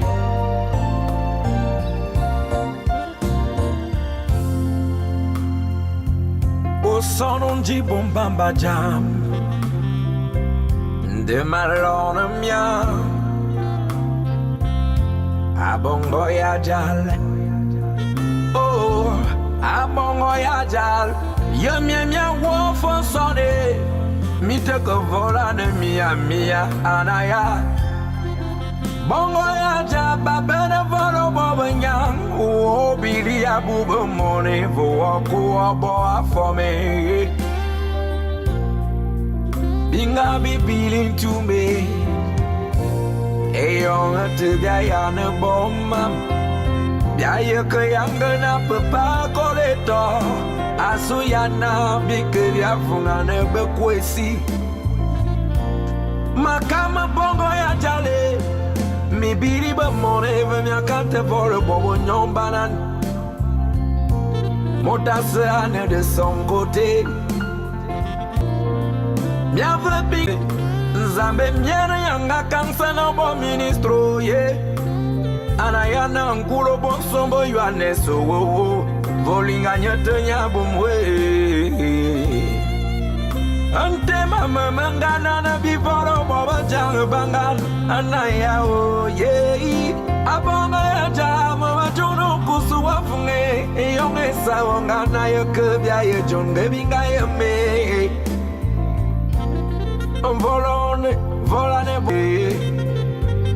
volane te binga bibiringule commissaire vina tu volane bya bya no volane Opili ba mone vo bomba batel abona babinga vo monyo nya wozai amuje bongo ya melume Cameroon ne banana e volane bia bia te binga bive o sono na be abongo ya jale majona o sono na be mino baba nyango yele baba nyange ye yonge sa wongana you to be saya yo yongote ja yo follow ye ala ya ona biba monde Obongo bese ya jadwe menu be banga Ongumba la me bongo banyu ve banga Alors que na be mane a bobe sikolo Biliti ete bia ive na yong bia swan Benga kutoko be va be bikunde Volana bobe nyane banan Biliti mitele ke bita mia biobe mia Biliti alame bitaka beta batani jenen nale ente me bili mame bonne mame Abongo ya chale narata na pege. Abongo ya chale tamakora nasi. Yema na kuso wuvunge. Manchika kumbiyela na bia bobita. Volo monyongo dave. Ngane mezike volo nye. Ngane bezimba. Fitane bongo Ngane be bureau, voilà ne be Baba bobo come Obongo ya ja, bese ba voluma Miami bili mongulu momo Tila ne mvoya ne binga be mone Bola ne bobo nyon Bobo nyan banan, baba yiwi sai Baba inami volo be abumam Amu, ambe owo konlo, okufe bitu Nte binga bibili mam, sangulo montanungulu amonyang Akiti biza juna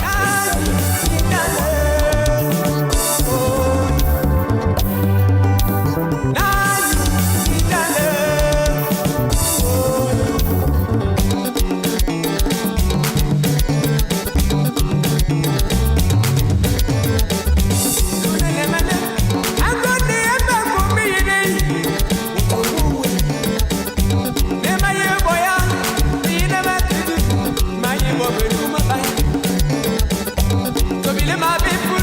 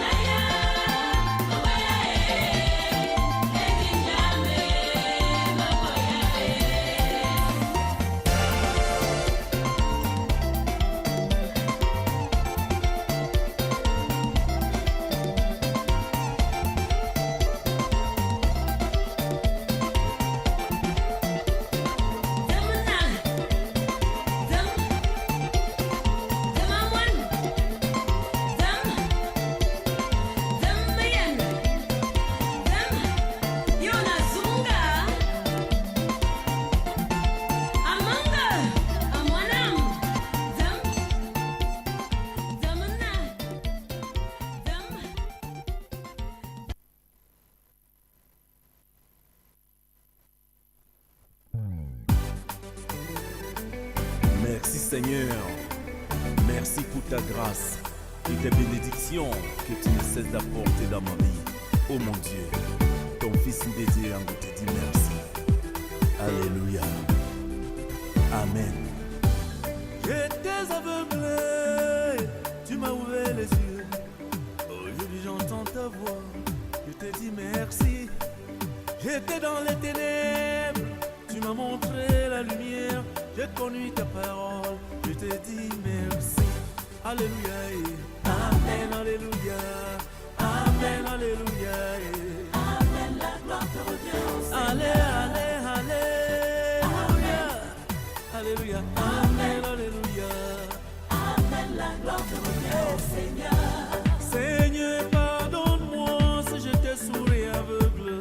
Aujourd'hui je vois ta face, je te dis merci. Tu as béni ma famille, tu m'as donné le talent, tu ne cesses de m'inspirer. Alléluia et Amen, Alléluia et Amen, Alléluia, Amen, Alléluia et Amen, la gloire te revient au Seigneur. Alléluia, Alléluia, Amen, Alléluia, Amen, la gloire te revient au Seigneur. Dieu d'Abraham, Dieu d'Isaac, Dieu de Jacob, au nom de ton Fils Jésus-Christ mort sous la croix pour mes péchés. Oh mon Dieu, je te dis merci. Merci Seigneur. Seigneur, bénis ces hommes et femmes, ils m'ont toujours soutenu. Pardonne mes ennemis, quand ils ne savaient pas ce qu'ils font. Chaque fois que je trébuche, tu m'as toujours élevé. Je ne sais pas qu'est-ce que je fais pour mériter tant de grâce. Alléluia, Amen, Alléluia, Amen, Alléluia, Amen, la gloire te revient au Seigneur. Alléluia, Amen, Alléluia, Amen, la gloire te revient au Seigneur. Prends-moi tel que je suis. Quand je marche dans la vallée de l'ombre de la mort, Alléluia, je ne crains aucun mal. Amen. Car tu es avec moi, oh mon Dieu. Ta houlette et ton bâton me rassurent. Tu dresses devant moi une table en face de mes adversaires. Oh mon Dieu. Tu conduis ma tête, Amen, et ma coupe de bord. Oh mon Dieu. Ton Fils dédié en côté dit merci.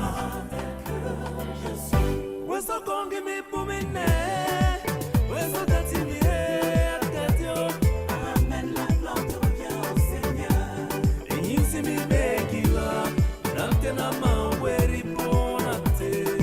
Amen, la gloire te revient au Seigneur. Alléluia, Alléluia, Amen,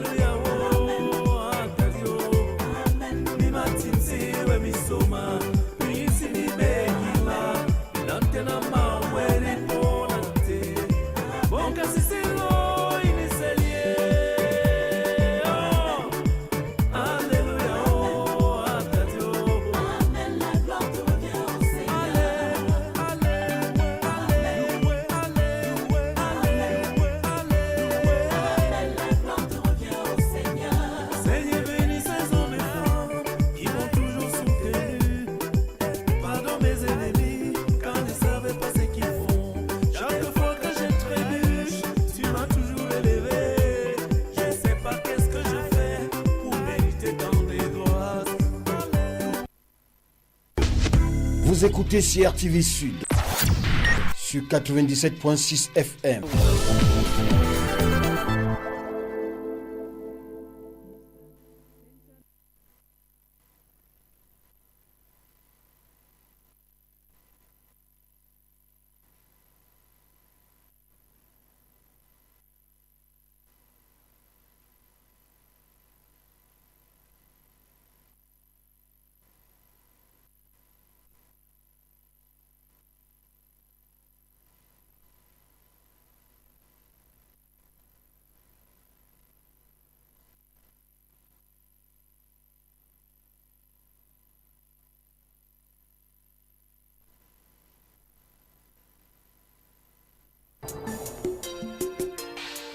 Mieux vaut la fin d'une chose que son commencement. Car Lorsqu'on connaît la fin, l'homme sage sait où.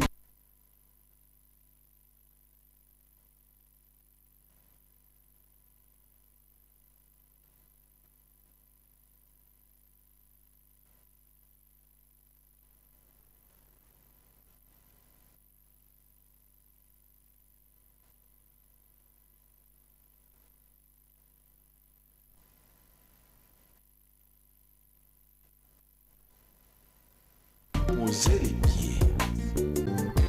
Wamiena wamano, wayana diana diana zanana, ukuminyine, amisa mezabde. Aucune pierre résistera. Rien qui vit n'échappera. Les richesses, les pouvoirs, les puissances et tout ce qui vous séduit aujourd'hui.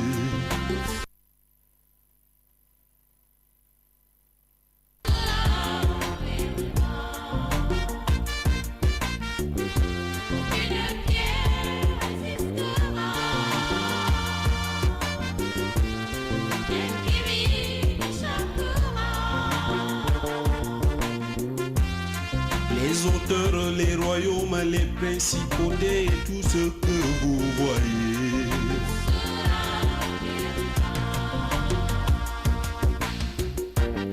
Tu devras chercher à préparer une fin heureuse. Satan est conscient, il sait ce qu'il attend en enfer.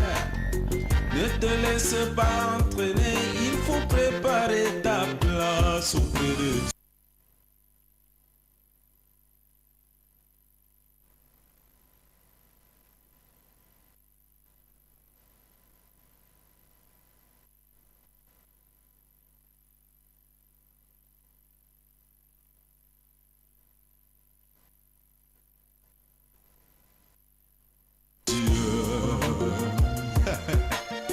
Le vieux catéchiste de chez moi, la première fois qu'il est arrivé à Yaoundé.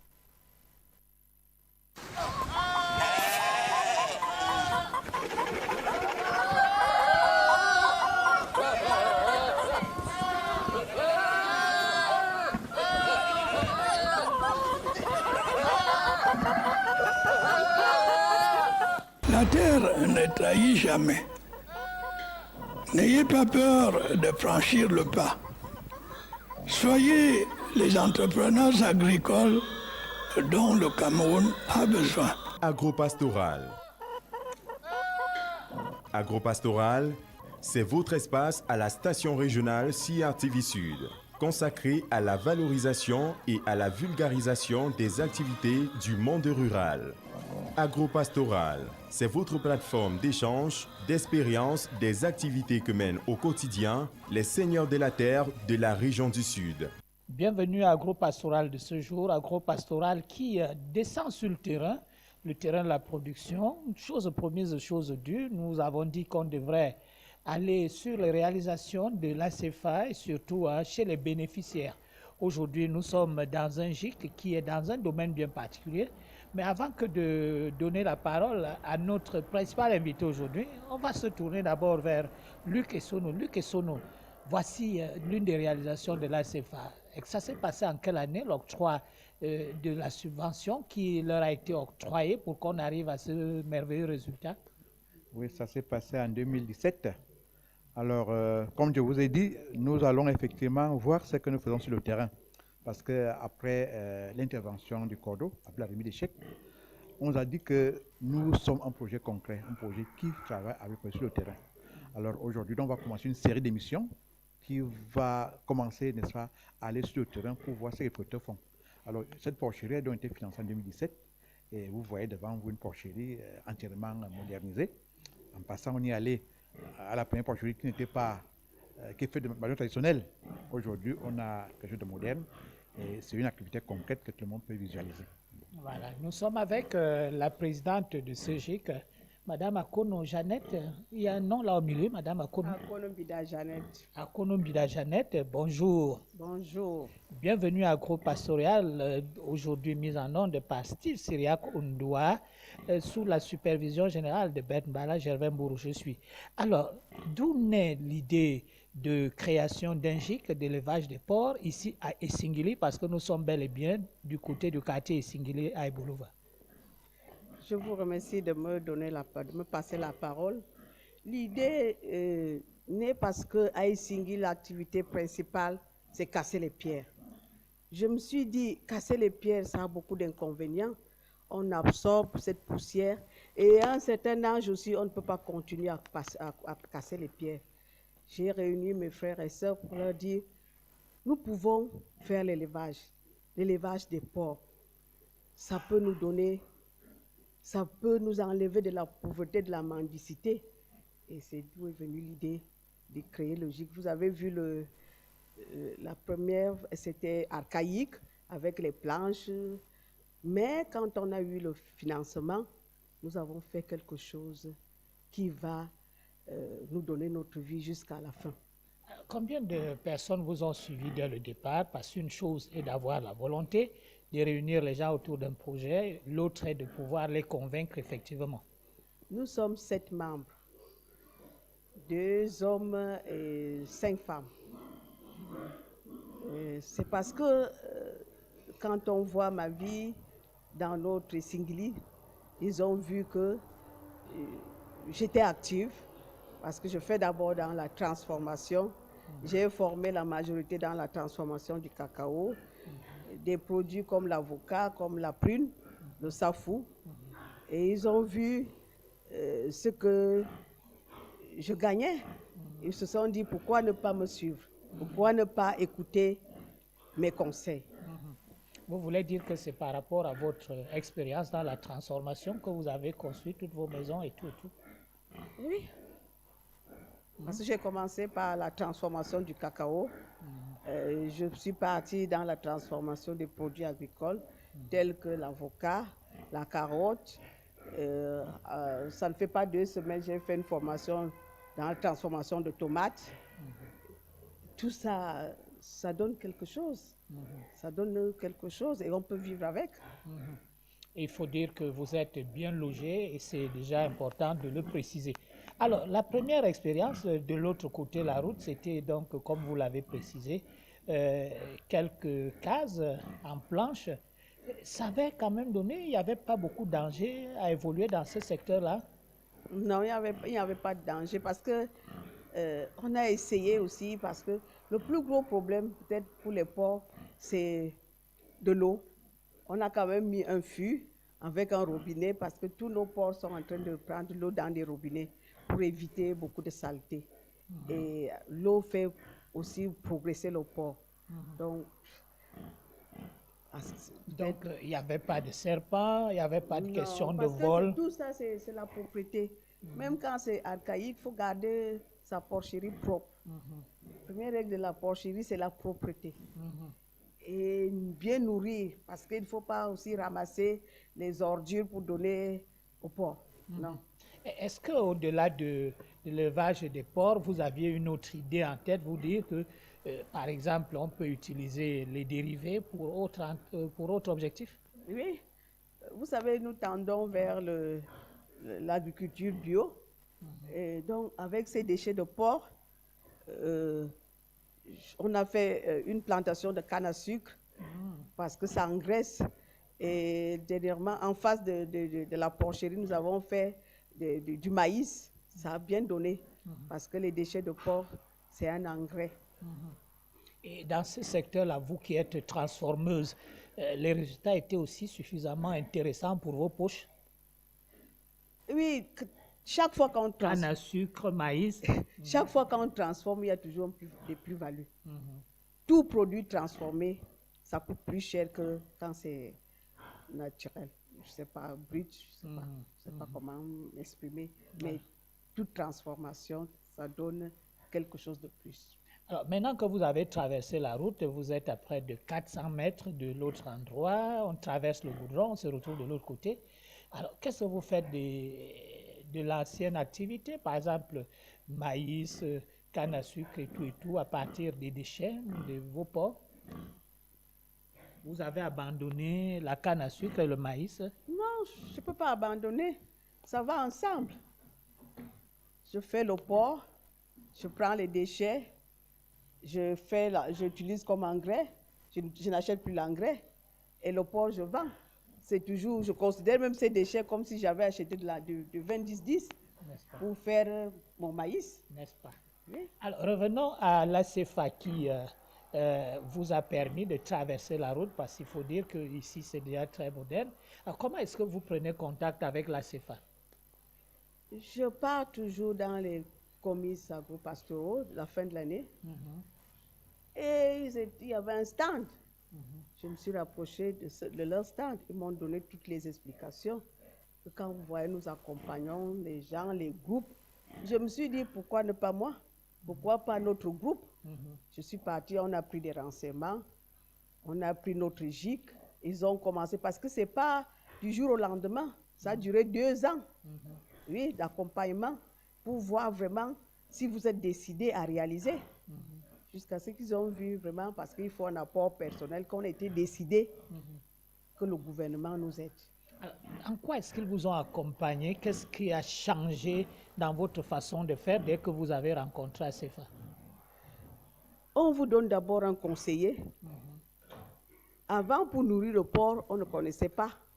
Ce même conseiller vous apprend même à faire l'aliment du porc.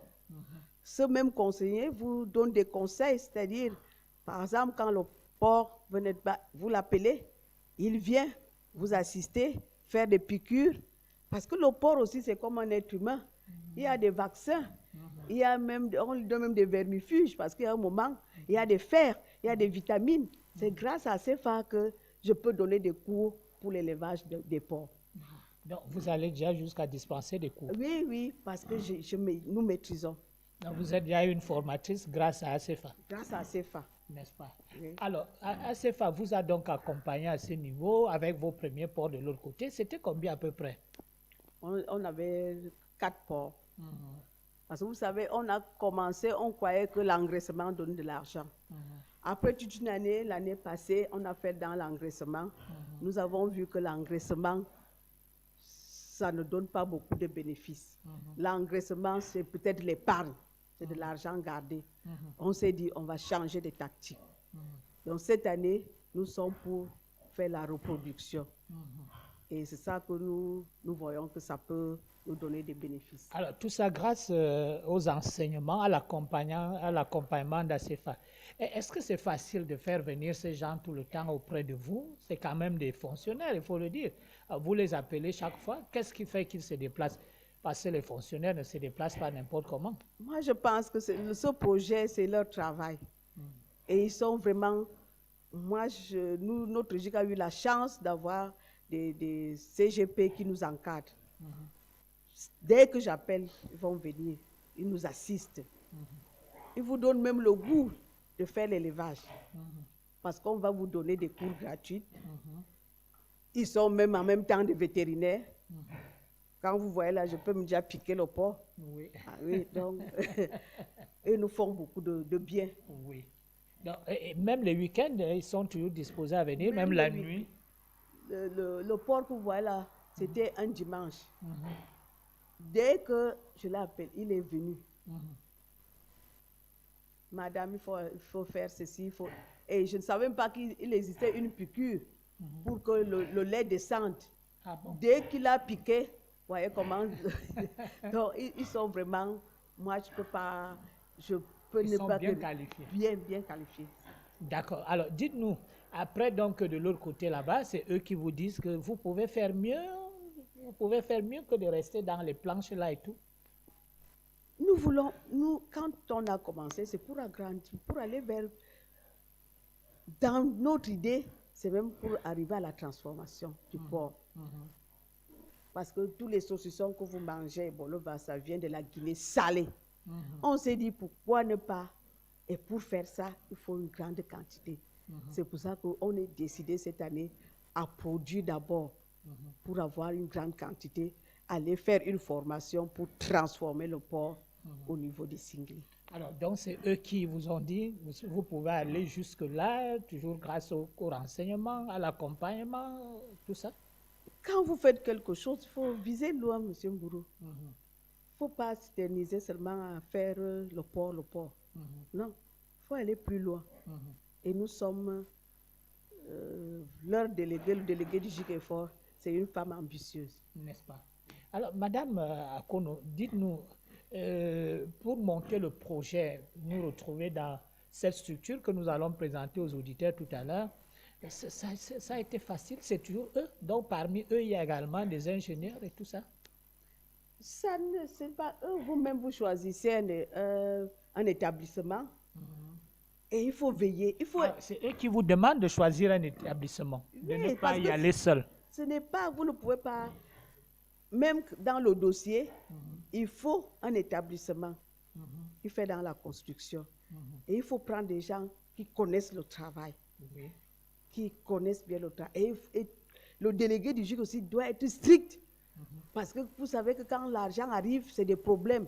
Vous dites que non, cet argent est venu pour quelque chose. Et notre terrain même avait beaucoup de problèmes parce que c'était un peu, on a ramblé, on a fait encore des efforts supplémentaires parce qu'on a dit que nous voulons une porcherie moderne. Et nous sommes arrivés à ce niveau. Vous êtes arrivé à une porcherie moderne. Alors, maintenant, là, vous avez traversé. Présentez-nous cette structure. Comment est-ce qu'elle est composée? Quelles sont ses forces? Notre structure, nous avons fait 8 box. 8. Chaque box peut avoir une contenance de 6 ports. Et un magasin. Des box d'à peu près quelle dimension? Parce que là, moi, je n'ai pas fait beaucoup de calculs. Ça doit être les 7 sur 6. Oui. Ça peut contenir 7 ports, 6 ports. Et dans ces box, nous avons 2 robinets où les ports boivent de l'eau. Et ces robinets, c'est en 2 dimensions. Quand le port est encore tout petit et quand le port est déjà grand, avec un mangeoire. Et nous avons aussi un magasin là où nous gardons notre aliment. Et là où nous gardons aussi de l'eau de javel pour désinfecter notre porcherie. Oui, tout à l'heure, là, vous disiez que vos porcs boivent directement au robinet. J'ai cru que c'était une blague. Non, je suis allé regarder. Je viens de regarder de très près. Vraiment, chaque box a des robinets qui sortent du mur. Mais l'eau sort à quel moment? Qui ravitaille les robinets?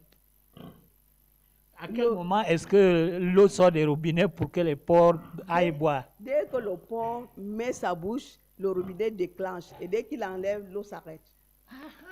Donc c'est un système ingénieux là. Donc quand ils veulent, vous leur avez appris à aller boire eux-mêmes au robinet. Oui, quand ils ont soif, ils savent que c'est là qu'on doit prendre de l'eau. Alors, c'est des porcs androïdes. N'est-ce pas? Plus que des êtres humains. Bon, alors ça c'est très intéressant. Ce que nous remarquons également, c'est que ces box sont bien lisses, bien propres et tout. Ça veut dire que vous entrez là, on a l'habitude de dire que le porc est sale. Les gens là ne connaissent pas ce que c'est que le porc. Si vous faites la remarque, dans tous les box, même les déchets, c'est pas partout. Ils ont un endroit où ils font leur sel. Ça ne se mélange pas. Les gens disent, parce que nous, notre porcherie, chaque 6 heures du matin, on balaie, on nettoie. Chaque 17 heures, on nourrit, on nettoie. J'espère que vous ne sentez pas que vous êtes dans une porcherie. Non, je sens seulement les grognements. Enfin, alors là, il y a même votre entrée qui est aussi un peu spéciale. Pourquoi cette nappe d'eau à l'entrée de la porcherie? Monsieur Mbourou, c'est pour vous marcher partout, la CRTV partout, c'est pour désinfecter vos pieds quand vous entrez ici. Il y a tout là-bas, toutes les maladies dehors. Quand vous entrez, vous désinfectez vos pieds avant que vous trouvez une maison saine. Donc, c'est une eau qui est conditionnée? Bien sûr. Il y a quoi dedans? Il y a du grésil et de l'eau de javel. D'accord. Alors, revenons à nos différents box. On voit presque une seule race, c'est-à-dire, je ne sais pas si c'est une, mais celle qui domine le plus, c'est des longs porcs de couleur, c'est rose, comment? On appelle la race là les némars. Et l'autre race... Neymar comme le joueur. Et l'autre race, c'est le Duro. Alors, l'autre qui est au fond là-bas Oui, avec 7 enfants. Oui, c'est Duro. Alors, qu'est-ce qui conditionne le choix d'un porc? C'est la race. Parce que le Neymar, c'est un porc qui peut te donner quand il va 15. Et vous voyez leur taille. Ces porcs que vous voyez, ça n'a pas 10 mois. Seulement. Oui, ça n'a même pas 10 mois. Énorme déjà comme ça. Alors, revenons à l'ACFA. Donc, l'ACFA vous a donc donné les moyens avec vos techniciens. Continuez à nous présenter la structure parce que je peux dire aux auditeurs que moi, je la vois bien, mais vous n'avez pas encore tout dit. Voilà. Notre porcherie, nous avons un puits et un château d'eau. Nous tirons l'eau dans le puits, ça arrive au château, et c'est ce château qui ravitaille notre porcherie. Donc, on ne se déplace pas pour aller puiser de l'eau. On ouvre un robinet, on prend l'eau pour laver. Les porcs même, on les lave avec un tuyau. Donc, le puits, c'est un puisard, c'est un puits simple. C'est quoi le puits dont vous parlez? C'est pas un puisard, c'est un grand puits. Le genre qu'on appelle forage. Forage. Voilà, donc c'est un forage. Un forage. Oui. C'est là que nous tirons l'eau pour le château. Et le château, les box. Oui, donc c'est ACFA qui vous a soutenu pour faire tout cela, c'est-à-dire le circuit d'eau, la structure en elle-même et tout et tout. Tous, sauf les porcs. C'est ACFA qui nous a donné cette maison, le château, le forage. Mais pourquoi sauf les porcs? Il faut quand même que l'individu fasse un effort d'apporter quelque chose. Il ne faut pas seulement tendre la main. Il faut que toi-même tu fasses des efforts pour qu'on puisse savoir que si tu es décidé de réaliser. Oui. Alors, ça peut être évalué à combien toute cette grosse structure? Parce qu'il faut le dire, un château d'eau automatique, parce que j'ai vu comme une espèce de bureau, là, un appareil sur lequel vous appuyez, et puis l'eau va au niveau du château avant de descendre quand les porcs veulent boire à leur robinet. C'est un projet de plus de 7 millions. Et ACFA n'a pas hésité à vous donner tout ça? Non. Nous-mêmes, nous avons d'abord de notre apport personnel. Et vous devez rembourser? C'est un job. Pas de remboursement. Alors, si vous avez à donner un conseil par rapport à ceux qui nous écoutent maintenant, pour aller vers ACFA, quelles sont les conditions à remplir au départ? Les seules conditions, c'est avoir une activité. Donc, je ne peux pas avoir mon projet dans la poche ou dans ma valise. Et puis il faut qu'ACFA descende sur le terrain, remarque que M. Bourou est en train d'élever les porcs. Il a vraiment la volonté de lever les porcs, mais c'est les moyens. Il a une baraque, donc pour donner une maison moderne comme celle-ci. Alors, une activité comme ça, là, à près de 10 millions, parce qu'il faut dire que vous-même, vous avez aussi investi, il y a un apport personnel. ACFA vous a accompagné à près de 80%, voire 90%, et vous avez donné le reste vous-même. Bon, à la longue, vous êtes sûr de rentrer franchement dans une phase de production énorme, parce qu'actuellement, là, nous avons à peu près une dizaine de porcs seulement ici dedans. Nous sommes sûrs. Nous croyons en notre projet et on va arriver. Alors, bon, donc je suis là. On a 8 box, on a dit, et c'est clair qu'il y a 8 box environ, mais avec une dizaine de porcs, les autres arrivent quand? Nous avons 2 truies qui sont enceintes. L'autre, on aura mise bas en septembre. On peut avoir une dizaine. L'autre mise bas en octobre. Et l'ancienne femelle qui a au mois de septembre, là, on va encore l'amener à avoir encore une grossesse.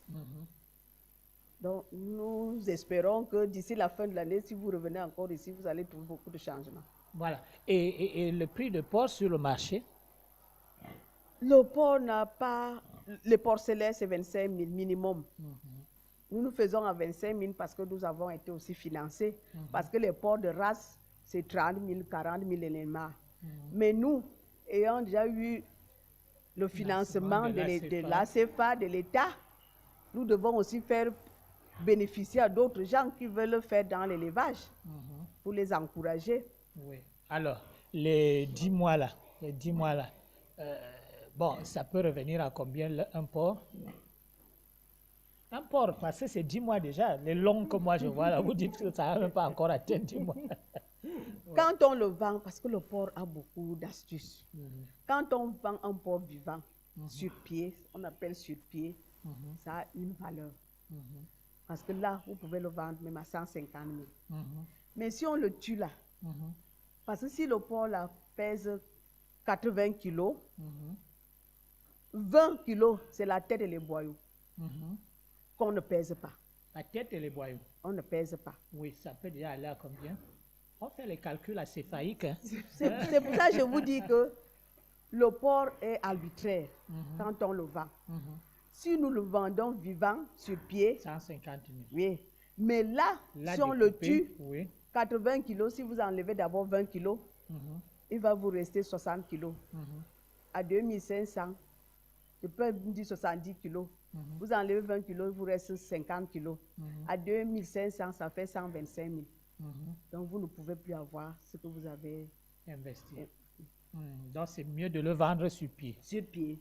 Et c'est pour ça que vous voyez que Logique Effort a changé de tactique pour faire dans les porcelains. Et vous avez des calendriers, c'est-à-dire des objets, des supports publicitaires pour vos porcs, pour les Hondois qui veulent se marier bientôt et non, aller doter. On n'a pas encore fait de... Je me dis il faut d'abord beaucoup produire avant de se lancer à la publicité. Alors, qu'est-ce que vous avez comme projet à venir avec ACFA pour pouvoir l'intéresser à vous financer de nouveau? Est-ce qu'il y a de nouveaux projets en vue? Je ne sais même pas s'ils financent après parce que d'après les renseignements, ils disent que on finance seulement une seule fois. Une seule fois. Une seule fois. Donc, et si on vous entrez dans un autre domaine, il n'y a plus de financement. Comme je voudrais faire dans la transformation, là, il n'y a pas, on va se battre. Il y a d'autres projets au minadaire et à l'élevage aussi. Peut-être je vais aller vers eux. Mais pour le moment, c'est fatidique qu'ils t'ont déjà tout donné. Tu peux déjà te voler de tes propres ailes. Alors, le mot de la fin par rapport à CFA, quel conseil donnez-vous à ceux qui nous écoutent? Le conseil que je peux donner à la population du Sud, de croire à CFA. Quand vous travaillez à CFA, vous aurez le financement. Et avec ce financement, il faut réaliser parce que c'est pour votre bien. De l'argent gratuit, ce n'est pas tous les jours. Alors, disons, Madame Akono, que je voudrais acheter un porc chez vous, mais d'autres également veulent acheter. Quelles sont vos coordonnées? Madame Akono est basée à Isingiri, auberge. Le téléphone, c'est le 694 89 42 07 ou 674 32 22 86. Cette fois-ci, on va aller doucement. 694 89 42 07 674 32 22 86. Merci. D'accord. Merci infiniment à vous, Madame Jeannette Akonumbida, voilà, que je connais depuis des années, mais je ne la connaissais pas dans le port. Alors, Monsieur Essonolu, que nous avons terminé avec Madame Akonumbida, Jeannette, alors quelle appréciation de manière générale quand vous voyez que vos financements sont concrètement utilisés sur le terrain? Ce n'est que de la joie, parce qu'on vous l'a dit, nous sommes un projet concret qui apporte quelque chose de nouveau, de l'argent frais aux populations du Sud. Alors, cet exemple que je voulais que vous suiviez directement doit faire tache d'huile, à savoir quelqu'un qui a eu un financement, quelqu'un qui a réalisé, quelqu'un qui a cru au programme ACFA et quelqu'un qui, à travers ce projet, peut faire beaucoup d'autres projets. Donc, comme je vous l'ai dit, la semaine prochaine, on va dans d'autres domaines, notamment le cacao. On va travailler sur le cacao, voir ceux qui ont eu des équipements, quelques enfants, le sud étant un grand bassin de production de cacao. Merci infiniment d'avoir été là. Women and young girls in Cameroon are the highest vulnerable group suffering abuse due to the COVID-19 pandemic and the ongoing socio-political crisis in the northwest and southwest regions. Information made public by the United Nations Population Fund and other human rights organizations in the country. And out of Cameroon, Zimbabwe's president has vowed to flush out his opponents as anger with his government grows over alleged corruption and economic mismanagement. Voilà pour les titres. 5 to 6 p.m. an innovative news hour only on CRTV Radio.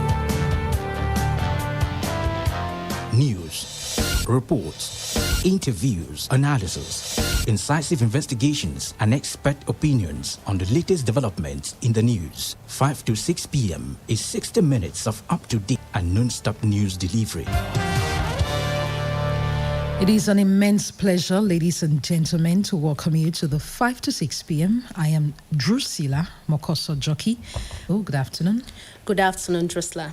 The chairperson of the CEMAC Commission, Professor Daniel Onando, has harped on the urgent need for member countries of the sub-regional body to take exceptional measures so as to revamp their grossly affected economies due to COVID-19. He was speaking today during the opening video conference meeting of the Interstate Committee of the Economic Union of Central Africa, holding as a prelude to the 35th session of the Council of Ministers of the Economic Union, scheduled for August 10. Doris Batetato-Ekwe reports. As of July 29, 2020, the number of confirmed cases of COVID-19 within the CEMAC zone stood at 35,546, with 677 deaths recorded. Even though it is the least affected on the continent this far, CEMAC officials say the pandemic has adversely impacted on the economies of member countries, further fragilizing their financial stability, which was already precarious with worsening budget deficits. Opening a two-day meeting of the Interstate Committee of the Economic Union of Central Africa ahead of the 35th session of the Council of Ministers coming up on August 10, the chairperson of the CEMAC Commission, Professor Daniel Onando, said it was imperative for member states to take exceptional measures to relaunch their economies. Professor Onando said governments must not only rely on international solidarity, but also take vigorous actions in favor of the private sector, such as tackling interior debt and mobilizing interior tax revenue.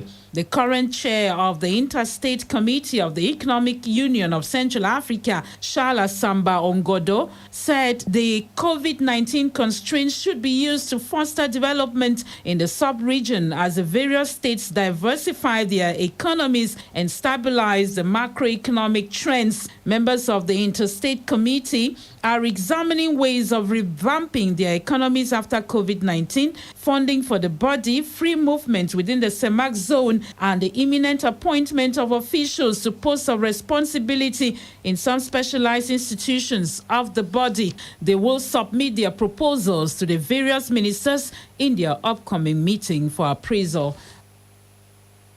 Doris Batetato-Ekwe reporting there.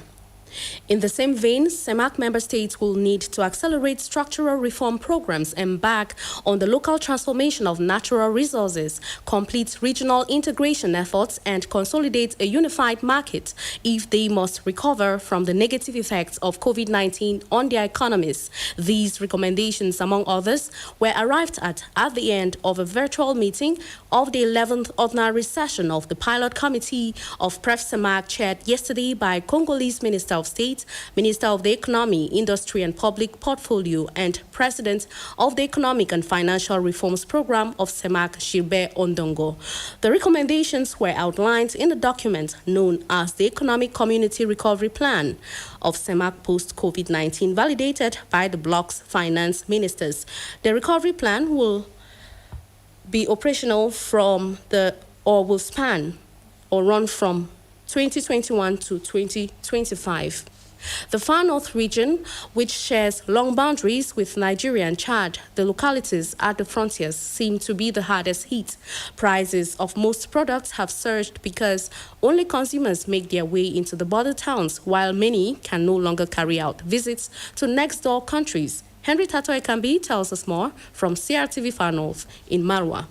The coronavirus fell like a sledgehammer on the heads of the people of the Far North region, though those of the border towns seem to be feeling the pinch more. Umaru Tuku, who resides in Yagwa, says the restriction of movement is making life difficult. L'histoire de Corona, ça nous a mis à plat. This Corona of a thing has crippled us. I used to just throw into Bongo in chat before, but today you have to think of how to enter and how to get out. Mariam, a resident of Kuseri Onap, is lamenting over the hikes in prices triggered by COVID-19 restrictions.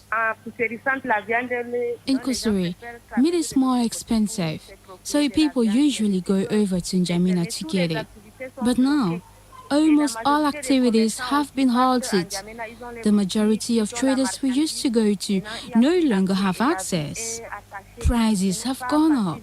What we buy at 5,000 francs is now 7,500 francs. The populace of these frontier localities and the customs service, who are also experiencing tough times, are now hoping and praying the borders open up fast. Marwa, Henry Tatawekambi, CRTV News. In other news, activities as a prelude to the 26th edition of the International Day of Indigenous Populations have been launched by Social Affairs Minister Pauline Irene, who has reaffirmed government's ambition to make this group actors of development in their communities. This was during a workshop to consolidate the National Development Plan for Indigenous People. Quintabel Kiali tells us more. Among Cameroon's more than 20 million inhabitants, some communities such as the Baka, Bakola, Bagiel, Bedzan, and Bororos self-identify as indigenous populations. These people suffer higher rates of poverty, homelessness, and malnutrition. They have lower levels of literacy and less access to health services, further contributing to their poverty, whereas these people have the right to health, education, sanitation, just like other communities. Ahead of the 26th edition of the International Day of Indigenous Peoples, Cameroon is bracing up to celebrate on the 9th of August. A workshop to consolidate the National Development Plan for Indigenous People has been launched by Social Affairs Minister Pauline Irene. According to her, it will be an ideal occasion to reiterate government's commitment and that of its partners to offer this minority community a better life and an opportunity to enjoy their full rights in society. Concretely, it will entail putting the indigenous population at the very center of the development of their communities. Persons with visual impairments living in Cameroon now have access to Sustainable Development Goals transcribed in Braille. Chairing the presentation of the transcribed documents in Yaoundé today, the Minister of Social Affairs, Pauline Irene, praised the Club of Young Rehabilitated Blind of Cameroon, CEJAC, for the laudable initiative of promoting inclusion via access to adequate information. Details with Sam Lingam. 17 Sustainable Development Goals transcribed into 74 Braille pages. This is the document the Club of Young Rehabilitated Blind of Cameroon, CEJAC, presented this Tuesday in Yaoundé to the public. Over 12 million CFA francs is the cost of the transcription project, entirely supported by the United Nations Development Programme to enable visually impaired persons have access to adequate information. For the director of the Club of Young Rehabilitated Blind of Cameroon, Kokobeto Moa, information is vital in decision-making and inclusion. We are expecting persons with visual impairment to participate to the development. We cannot expect it without helping them to have in their hand the tool that can allow them to be aware of all what is going on. They can now be informed on what is the 17th development goal, they can easily analyze their contribution. The ambition of the non-governmental organization is big as they wish to distribute the Braille version of Sustainable Development Goals to the 10 regions of the country. Kokobeto Mowa once more. We still have in our country many children with disability who cannot go to school, many children with disability who need to be trained. So we think that we still really have much to do. One of the things is the development of our National Inclusion Center to answer all difficulties of children with disability, not only those with visual impairment, but the different type of disability. An initiative praised by the Minister of Social Affairs, Pauline Irene Gene, underscored the importance of a joint action to alleviate poverty, adding that there can be no development without inclusion. It was also an opportunity for the Club of Young Rehabilitated Men of Cameroon to commemorate its 32nd anniversary. Persons suffering from traumatic crisis experiences have been told to consult free of charge at the Bamenda Regional Hospital. This was made public today in Bamenda during a free consultation exercise where close to 30 patients were screened and noticed to have movement disorder, crisis-related injuries, and epilepsy.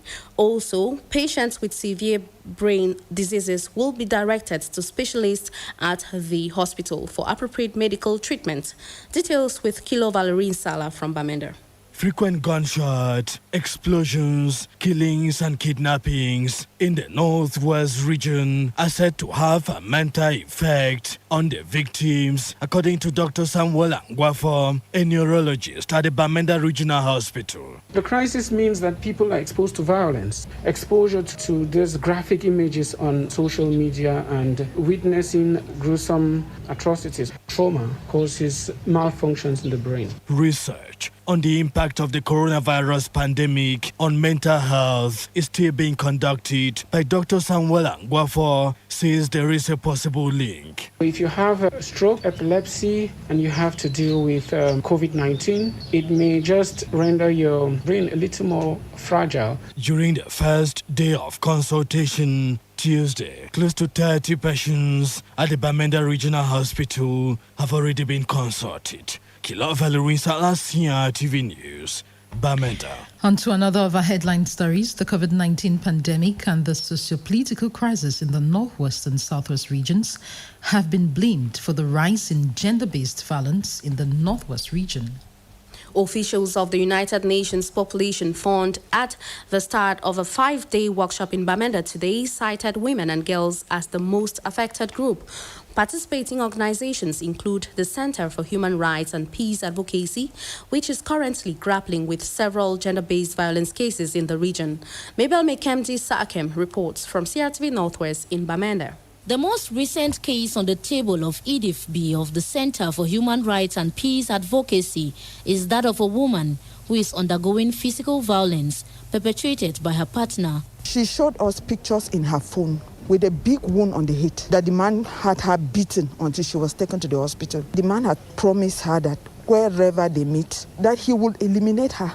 Results of a recent assessment carried out by the United Nations Population Fund indicate that more than 80% of the respondent service providers have not received training on gender-based violence case management and data collection in the last 3 months. According to the UNFPA gender-based subcluster coordinator Alio Maiga, the training will address the situation. We want to make sure that there is someone in the community with the required skills to provide psychosocial support to the victims, quality healthcare, and if possible also to provide them access to safe shelter. The 5-day training targets some 30 local organizations actively involved in the fight against gender-based violence in the Northwest region. Mabel Menkemdis, Akem CRTV News, Bamenda. The management of the St. Paul Catholic Hospital in Douala said the number of persons who come to the facility for the Archbishop Samuel Kleda's proposed treatments for COVID-19 symptoms has drastically reduced. The quantity of the potion, too, they say, has reduced in supply. But one, this does not justify the pandemic is over. Dixon Ashu was at the hospital facility and reports the staff is taking a sigh of relief. A corridor at the St. Paul Hospital of Douala used to be reserved for those who came for the Archbishop's proposed traditional treatment for COVID-19 at the time it was made public. More than 50 people used to wait here in turns and 50 others on the waiting list just to get the product either for themselves or for a sick relative. Today, only patients suffering from other diseases occupy this part of the hospital, and the staff too can take a sigh of relief. Sister Josette Marcel is in charge. We can now pass a day without anyone coming for the potion. Today we had only one person. You can even notice how this corridor is empty. The affluence has dropped, but the threat is still very much present as the number of cases stride above 17,000 with more than 15,000 recoveries. But the hospital facility and others on the list retained for the distribution continue to give the potion free of charge. His Grace Samuel Kleda continues to produce the potion because we can say that the pandemic is not over. We still carry out testing. At first, 200 to 300 bottles used to be given to us for distribution a week. But recently it has been just 50 bottles for 2 to 3 weeks. His Grace Samuel Kleda in a recent outing announced they are winning the war against the coronavirus thanks to his proposed treatment potion, but that this should not be a certification that it is over, but a time to reinforce preventive guidelines. Dixon Ashu, CRTV News, Douala. You're listening to the 5 to 6 p.m. on the national station of the Cameroon Radio Television.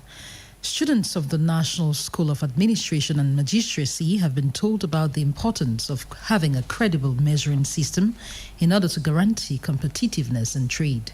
This was during a debate organized by the Ministry of Trade as part of events to mark the 2020 edition of the World Metrology Day, to be observed on Friday, August 7. Clarice Aritaka reports. The discourse between students of the National School of Administration and Magistracy and officials of the Ministry of Trade was the occasion to highlight the importance of weights and measures in buying and selling. This becomes even more vital when trading on the continental and global scenes, as deals are either made or broken based on quantity and quality. This is the basis upon which international trade is built, with metrology playing a great role. Reason why the value of products can be determined only if there is a credible measuring system unanimously agreed by trade partners. Observing the World Metrology Day, therefore, brings to mind the impact of measures on daily life and the national economy, as the influence on prices is inevitable. The idea is to ensure that equity, trust, consumer and producer protection are guaranteed. This year's theme is Measures for Global Trade, a goal to attain without fail, given the creation of the African Continental Free Trade Area. And mayors from councils in the West region are upgrading their skills on the management of their cyberspace. The 4-day seminar organized by the National Agency for Information and Communication Technologies, ANTIC, has been opened in Bafoussam today by the Governor of the West Region, Awafonka Augustine. Chancellor Nanzer has the details from CRTV West in Bafoussam. The seminar is the first of its kind to be organized in Cameroon by ANTIC. It comes at a time when the leakage of classified data from administrative information systems has become a trend, and the technological gap between rural and urban areas keeps widening. Professor Ebot Eno, General Manager of ANTIC. The use of ICTs in optimizing processes and fostering development is still uncharted territory in our municipalities. Unlike in government agencies and ministries, where ICTs are fully integrated in daily operations. So the idea behind the organization of this seminar is to help bridge the technology and knowledge gap between our rural communities and our urban communities, and as such help them leverage the full potential of ICTs to help develop their communities. While launching the 4-day capacity building workshop, the The governor of the West region, Awafonka Augustine, called on the council authorities to avail themselves of the opportunity to adapt to the new modus operandi imposed by technological advancements. Shanslin Nanze, CRTV News, Bafusam. Council executives and other stakeholders in the public contracts chain in the South region have been introduced to a new approach adopted by governments to ensure that all projects earmarked for their various localities be completely executed. This was during a seminar in ebolowa on Monday, with participants assured that all projects selected for their municipalities will henceforth reflect the development needs of the people. Pontianos Lawang tells us more from ebolowa. Barely a few months in office, the Sangmilima Council Executive has started tackling the youth unemployment equation. 50 boys and girls have been selected from the hundreds of young people who tabled application files to contribute in making the Ja and Obo divisional capital cleaner and more beautiful. Jean Faustin Bekono is the mayor. Just say to the youth to go ahead and to have confidence that we are there to solve their problems. The young people are expected to, amongst others, clear off refuse from gutters, clean around road junctions, public gardens and leisure spots. The Sangmilima Council has signed an agreement with the National Employment Fund within the framework of its special program for urban employment, USEF. Kamim Mote Abidias, Director General. You have in our cities a lot of young people, they are unemployed, no jobs. And in the same time, you have many works to do. Infrastructures, celebrity, and so on. We came to solve this problem of unemployment of young people in the city. Relevant tools have been handed to the young people who have immediately started work, and this for a period of 6 months. This is Pontianos Lawang in Sangmilima. Science candidates in the Adamawa who researched the subjects for the 2020 session of the baccalaureate examination, whose integrity were compromised, have said the rewrite was stress-free. Speaking to our regional correspondent shortly after the examination, they were all optimistic about their results in due time. Silence Quine tells us more. At first, it appeared to be a crushing blow. But for most scientific candidates in the Adamawa region who researched the subjects for the 2020 baccalaureate session whose integrity were compromised, it was a bit of déjà vu all over again. Nga Esimi Emily is a candidate. It was very easy for me. Physics and chemistry, biology, it was very easy. There was therefore more fear than pain, as baccalaureate candidate Prince Aziz explains. I make the possible to do all that teacher gave us. Apart from few absences, the rewrite exercise went well. Ganana Felix is superintendent of the sub-center of Government Bilingual High School, Ngaoundere. Everything went on smoothly. No particular problem to mention. Everything was normal. Barrier measures as far as the coronavirus is concerned were implemented. In terms of statistics, we had 2 series here, C and D. The total number of candidates was 272. The majority answered present, 1 did not answer present. It was the same atmosphere all over the region, and candidates believed that though they sow with tears, they would harvest with joy. Salas Mkwine, CRTV, Ngaoundere. Student teachers of the Higher Technical Teachers Training College ebolowa are making great strides in promoting made-in-Cameroon products. During their defense few weeks back, the students' ingenuity was showcased through projects such as laboratory incubators and a didactic board aimed at responding to some problems plaguing different sectors like education and health. Clarence Azza reports from ebolowa. It will soon be possible for technical school teachers to use made-in-Cameroon didactic boards for their practical lessons. Students teachers of the Higher Technical Teachers Training College ebolowa have developed their own didactic board in just 2 months. Steve Eric Ndiche is one of the developers. It is on the basis of the competence-based approach system of teaching, which requires both financial and material resources, that we came up with this project as our contribution to the government to help teachers effectively carry out their practical lessons. Next to this learning equipment is an incubator for hospital laboratories, also designed and developed by students of HTTTC ebolowa within 6 months. This incubator serves to cultivate microorganisms as bacteria. It took 6 months for us to realize the project. The ingenuity of the students has made authorities of the institution proud and hopeful that they are on the right path to promote Made in Cameroon goods. They are trained to be better engineers. You know, the technical education in Cameroon is promoting the technical aspect and the professionalization of the schoolers. So in the NSET of ebolowa, we are urged to push them into the boundaries of technologies and techniques. Close to 60 student teachers in the school last month presented a wide variety of Made in Cameroon products, a glimmer of hope for the future of the country. Clarence Aze, CRTV News, ebolowa. Abundant rain is being enjoyed by the agricultural sector in the North region, with cultivators striving to reap the most of the farming season. Although its late start might impact productivity, stakeholders state that this could be averted if meticulous care is taken in the nurturing of crops planted. Louisa Akwanka Achato tells us more from CRTV North in Garwa.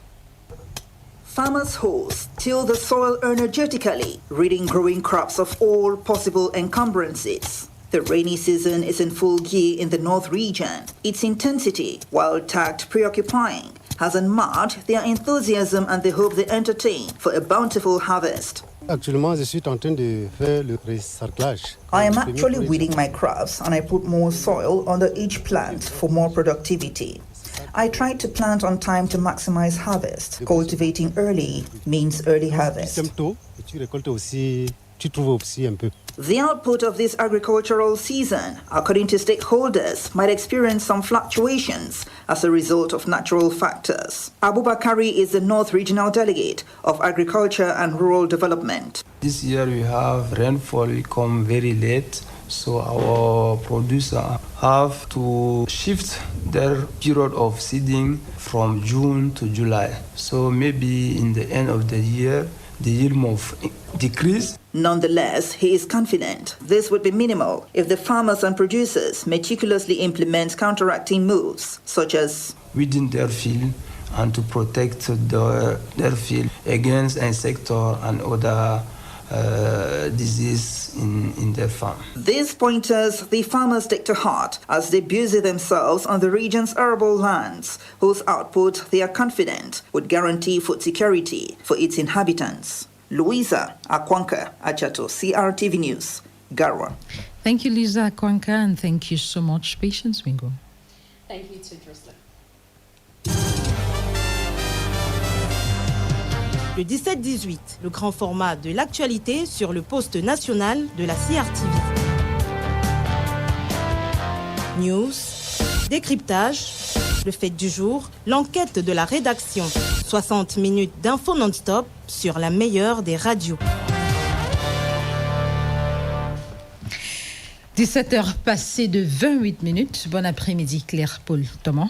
Bon après-midi, Drusilla Mokosonjoki. Ouvrant le journal par la relance et intégration sous-régionale, les travaux du comité inter-État de l'Union économique d'Afrique centrale se déroulent au ministère de l'économie, de la planification et de l'aménagement du territoire à Yaoundé. C'est un prélude à la 35e session du Conseil des ministres à Yaoundé. Marie-Monique Mbozo. Le 10 août prochain, les ministres de l'économie et des finances de l'Union économique d'Afrique centrale se réunissent par visioconférence en vue d'évaluer la situation économique, sanitaire et sociale de la sous-région et adopter ainsi une stratégie pour le rétablissement de la stabilité macroéconomique. Au vu des enjeux de cette rencontre, alors que les perspectives économiques prévoient une récession de l'ordre de 4 à 6%, que les négociations post-Cotonou arrivent presque à leur terme et que la mise en vigueur de la zone de libre-échange continentale est imminente, les experts du comité inter-État doivent identifier les mesures de relance les plus pertinentes à même de renforcer les actes du plan de relance communautaire proposé par le copil du PREF-CEMAC. La problématique du financement de la communauté devenue aléatoire, la demande de suspension temporaire des critères de surveillance multilatérale, la libre circulation des personnes et des biens en zone CEMAC 9, voilà quelques autres dossiers que l'on retrouve sur la table des experts du comité inter-État. Comme l'a relevé le président du comité inter-État Charles Samba Ongodo, lorsqu'il y a crise, il y a aussi des opportunités. Les travaux des experts de ces 2 jours doivent déboucher sur des propositions pertinentes en vue d'impulser le processus d'intégration sous-régionale et renforcer la stabilité macroéconomique. Le très haut patronage du président de la République du Cameroun, Paul Biya, Yaoundé abrite le 6 août 2020 la réunion des gouverneurs africains auprès du groupe de la Banque mondiale et du Fonds monétaire international, désigné Caucus africain. Cette rencontre que préside le ministre de l'économie, de la planification et de l'aménagement du territoire du Cameroun, Alamine Ousmane Meh, en sa qualité de président en exercice du Caucus africain, est placée sous le thème « Protéger le capital humain de l'Afrique face au Covid-19, sauver des vies, préserver le bien-être et sauvegarder la productivité ainsi que les emplois ». Le Caucus africain réunit les gouverneurs des 54 pays du continent auprès des institutions de Bretton Woods, les hauts responsables du Fonds monétaire international et de la Banque mondiale, les gouverneurs des banques centrales africaines ainsi que les responsables de la Commission de l'Union africaine, entre autres. Au menu de cette concertation de haut niveau, les exposés du groupe de la Banque mondiale et du Fonds monétaire international sur la riposte au Covid-19 et la stratégie de relèvement, ainsi que la présentation du projet de mémorandum du Caucus africain 2020, suivi des délibérations des gouverneurs. Les travaux qui interviennent dans un contexte de crise sanitaire aiguë se dérouleront par visioconférence en raison des mesures restrictives imposées par l'AF. Du fait de la crise sanitaire liée au coronavirus, donc, les villes de l'extrême nord frontalières au Nigeria et au Tchad ne vivent plus l'incessant mouvement des populations qui vont et viennent de part et d'autre des frontières. Entre le Cameroun et le Tchad, par exemple, les produits de première nécessité ont droit au passage sur le pont Guéli entre Kousséri et N'Djamena. Malmoussa, le Doublez, CRTV, Extrême Nord.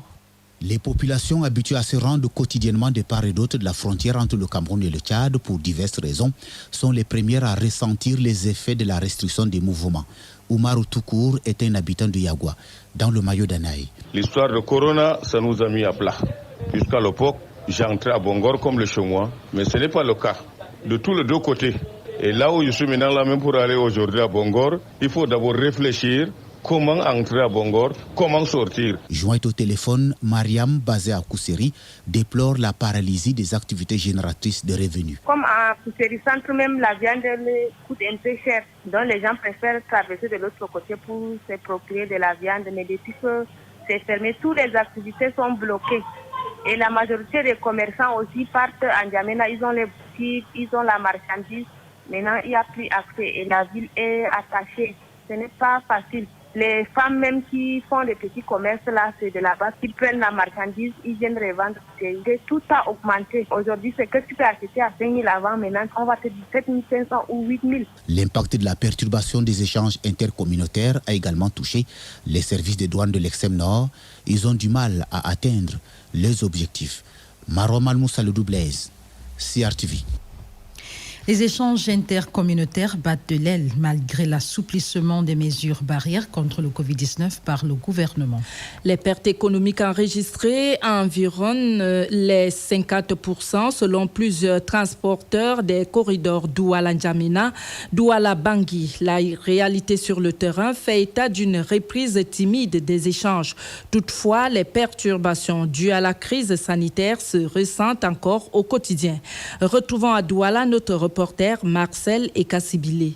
Immobilisation des camions, devant des frontières fermées en raison des restrictions gouvernementales. La perturbation des échanges intercommunautaires provoque d'énormes pertes économiques, allant du simple au double, selon plusieurs transporteurs. Moïse Voquin, président du réseau professionnel des transporteurs routiers du Cameroun. Nous faisons déjà face à la rareté du fret à transporter, d'où la rareté des consommables sur le marché communautaire, parce qu'en réalité, le volume d'activité a baissé à ce jour d'au moins 30 à 45, voire 50%. La réalité est similaire du côté des professionnels des corridors Douala-Bangui, Douala-N'Djamena et autres. La crise de la tomate et de plusieurs autres produits vivriers a plombé le rythme des échanges. Daniel Bassega, représentant du groupement des transporteurs centrafricains du Cameroun. Les échanges avec le Gabon, le Congo et la Guinée ont été impactés fortement. Les produits vivriers qui vont de ce côté ont connu une crise. On est allé environ 50% de pertes. La reprise assez timide des échanges ne réussit pas pour le moment à combler le gap. Au contraire, une flambée des prix est à redouter. Moïse Voquin. Nous craignons d'ailleurs, avec cette diminution du taux d'échange, une flambée des prix, parce que si les ravitaillements sont réduits, du coup, le peu de marchandises disponibles seront vendus cher. Les transporteurs et autres commerçants, grossistes ou détaillants, broient encore du noir en attendant la relance des affaires. Douala, Marcel et Cassibilé, CRTV. Le comité de pilotage du programme des réformes économiques et financières de la CEMAC a tenu sa 11e session ordinaire ce mardi. Les travaux organisés par visioconférence étaient placés sous la présidence de Gilbert Ondongo, ministre d'État, ministre de l'économie, de l'industrie et du portefeuille public de la République du Congo et président du dit comité. Les assises ont débouché sur une proposition de plan de relance économique communautaire à soumettre à la conférence des chefs d'État de la sous-région et dont l'enjeu est de sortir l'Afrique centrale du marasme économique généré par la pandémie de coronavirus. Sardilawan. La récession économique mondiale générée par la pandémie de coronavirus vient donc de pousser l'Afrique centrale à prendre ses responsabilités. Le projet de plan de relance communautaire, examiné au cours de cette 11e session, porte sur la période 2021-2025 et se veut gage de prospérité pour les 6 pays membres de la CEMAC. Pour les experts, il s'agit de soutenir les États dans leurs efforts actuels de sortie de crise et d'encourager une démarche concertée de développement durable et inclusif. Les experts du PREP CEMAC s'appuient sur un rapport de la Banque mondiale datant de l'année en cours. Le document produit par l'institution de Bretton Woods sur le climat des affaires montre que l'environnement institutionnel en zone CEMAC n'est pas favorable à la compétitivité des entreprises. Aussi, dans le palmarès du Doing Business 2020, les pays de la sous-région se classent-ils entre la 167e place pour le Cameroun et la 184e pour la RCA sur une liste de 190. Ce document préconise une accélération des réformes structurelles dont l'un des points essentiels serait la mise en avant d'un secteur privé jusqu'ici trop discret. Une option créatrice de richesse et d'emploi et véritable locomotive de ce que les experts appellent le programme Entreprendre en zone CEMAC. Le plan propose également la constitution d'un véritable marché commun fort d'un peu plus de 45 millions de consommateurs, la réalisation de projets intégrateurs et surtout la transformation locale des ressources naturelles. C'est donc de toute évidence un document riche en idées novatrices qui sera soumis à la très haute attention de la prochaine conférence des chefs d'État de la sous-région.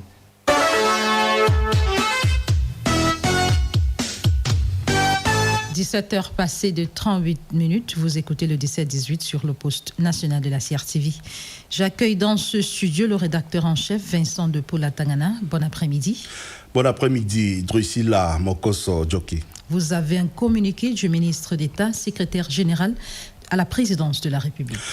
Le ministre d'État, secrétaire général de la présidence de la République, porte à la connaissance de l'opinion nationale que le président de la République, président du Conseil supérieur de la magistrature, a décidé du report au lundi 10 août 2020 à 12h dans la salle des conseils de la présidence de la République de la réunion du Conseil supérieur de la magistrature initialement convoquée pour le jeudi 6 août 2020. Yaoundé, le 4 août 2020. C'est signé le ministre d'État, secrétaire général de la présidence de la République, Ferdinand Ngo. Merci, le rédacteur en chef Vincent de Paul-Atangana. Je vous en prie, Drusilla. And I take this press release in English. The Minister of State, Secretary General of the Presidency of the Republic, hereby informs the national community that the President of the Republic, Chairperson of the Higher Judicial Council, has postponed the meeting of the Higher Judicial Council, initially scheduled for Thursday, the 6th of August, 2020, to Monday, the 10th of August, 2020 at noon at the conference room of the Presidency of the Republic. Done in Yaoundé, the 4th of August, 2020, signed Ferdinand Ngongo, Minister of State, Secretary General at the Presidency of the Republic. I will continue with the news. Maturation et programmation des projets d'investissement public dans le Sud. On pose les jalons pour les 3 années à venir. Il est question de résoudre le problème des chantiers abandonnés ou mal réalisés dans le contexte actuel. L'initiative est du ministère de l'Économie, de la Planification et de l'Aménagement du territoire, en accord avec les mairies et principaux acteurs de la décentralisation. Jean-René Mengele, CRTV Sud. La réalisation des projets d'investissement public est un véritable défi, aussi bien pour les pouvoirs publics que pour les adjudicataires. Conséquence, plusieurs chantiers sont à l'abandon ou mal réalisés tout simplement. Huguette Tapa, de la Direction générale de l'économie au ministère de l'économie et de la planification et de l'aménagement du territoire à Yaoundé. On peut construire aujourd'hui, 2 ans après, on nous dit que le bâtiment est abandonné. Il faut soit le réhabiliter, soit penser à un autre projet. C'est donc pour mettre fin à ces manquements qu'une réforme a été initiée.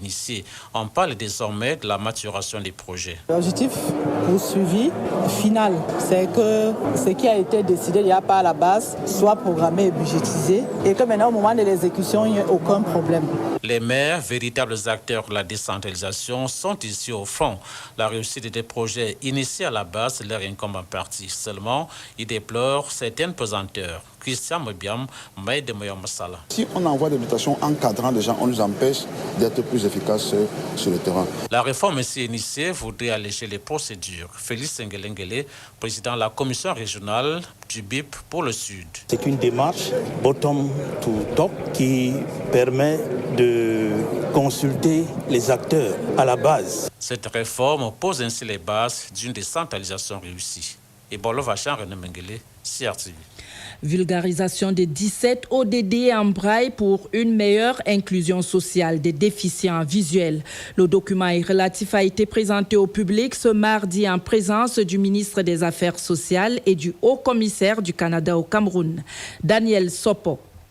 Éliminer la pauvreté sous toutes ses formes et partout dans le monde, c'est le premier objectif de développement durable qui jusqu'ici n'était pas accessible aux personnes vivant avec un handicap visuel. Grâce au Club des jeunes aveugles réhabilités du Cameroun, les 17 ODD sont désormais en braille. Coco Bertin, directeur général du CEJAR. Si les personnes handicapées doivent apporter leur contribution au développement, il faut qu'elles disposent également des instruments qui permettent de mieux comprendre l'environnement, de mieux analyser l'environnement afin d'apporter leur contribution. Or, les objectifs de développement durable sont un important outil de développement qui doit être à la disposition de tous. Un projet de plus de 12 millions de francs CFA, totalement supporté par le Programme des Nations Unies pour le développement PNUD. 32 ans après sa création, le CEJA compte poursuivre l'inclusion sociale afin de promouvoir un développement global. Le 4 août marque pour nous un moment vraiment particulier. Le lancement de ces objectifs de développement durable s'est fait aujourd'hui. Notre désir, c'est d'organiser une cérémonie de lancement dans les différentes régions du Cameroun et pouvoir mettre ces documents à la disposition des personnes non-voyantes. Pour une meilleure distribution de ce document de 74 pages, le CEJAC entend, avec l'appui des partenaires d'aide au développement, imprimer 2000 exemplaires à raison de 200 par région. Une initiative qui sera complétée par une version audio afin de garantir un meilleur accès à l'information. Lutte contre le Covid-19, l'Alliance médecine moderne et pharmacopée traditionnelle affiche des résultats satisfaisants.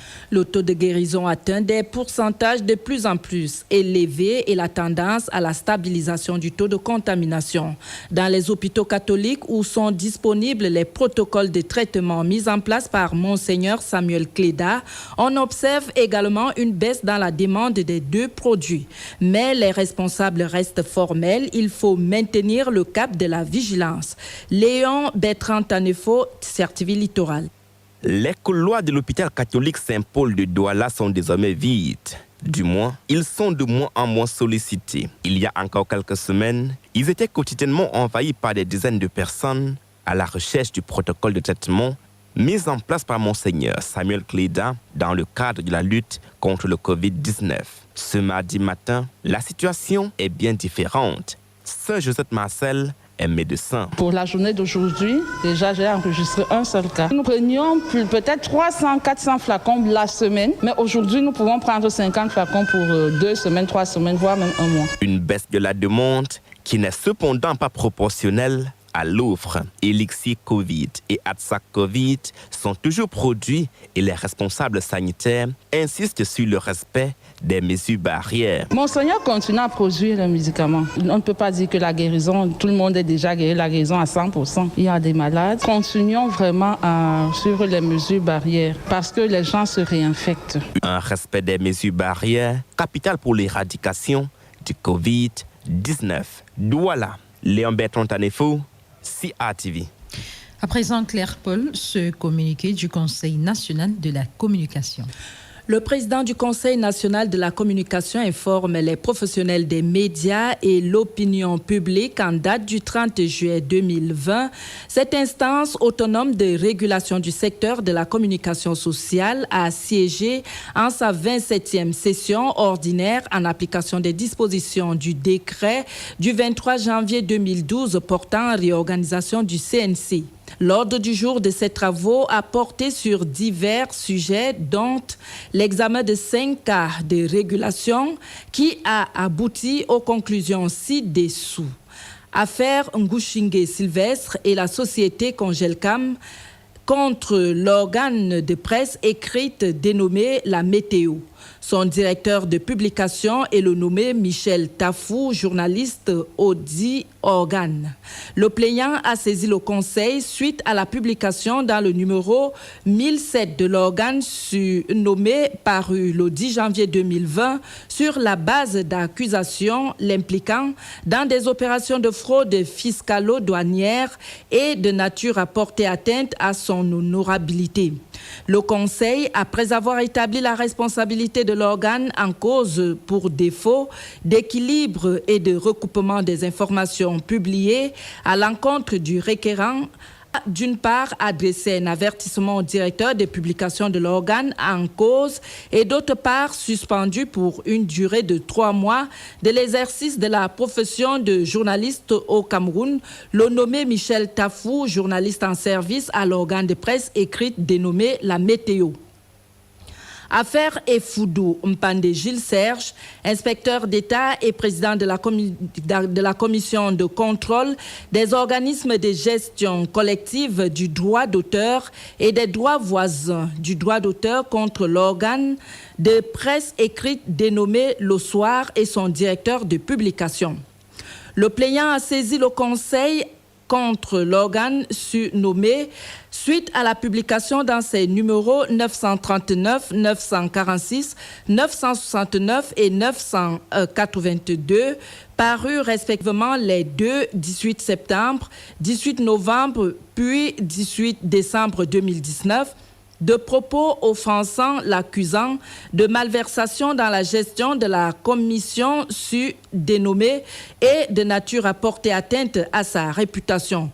Le Conseil, après avoir établi la responsabilité de l'organe en cause pour défaut de signature de certains articles incriminés et pour manque d'équilibre dans le traitement de l'information publiée, à l'encontre du requérant, a décidé d'adresser un avertissement au directeur de publication de l'organe de presse écrite dénommé Le Soir.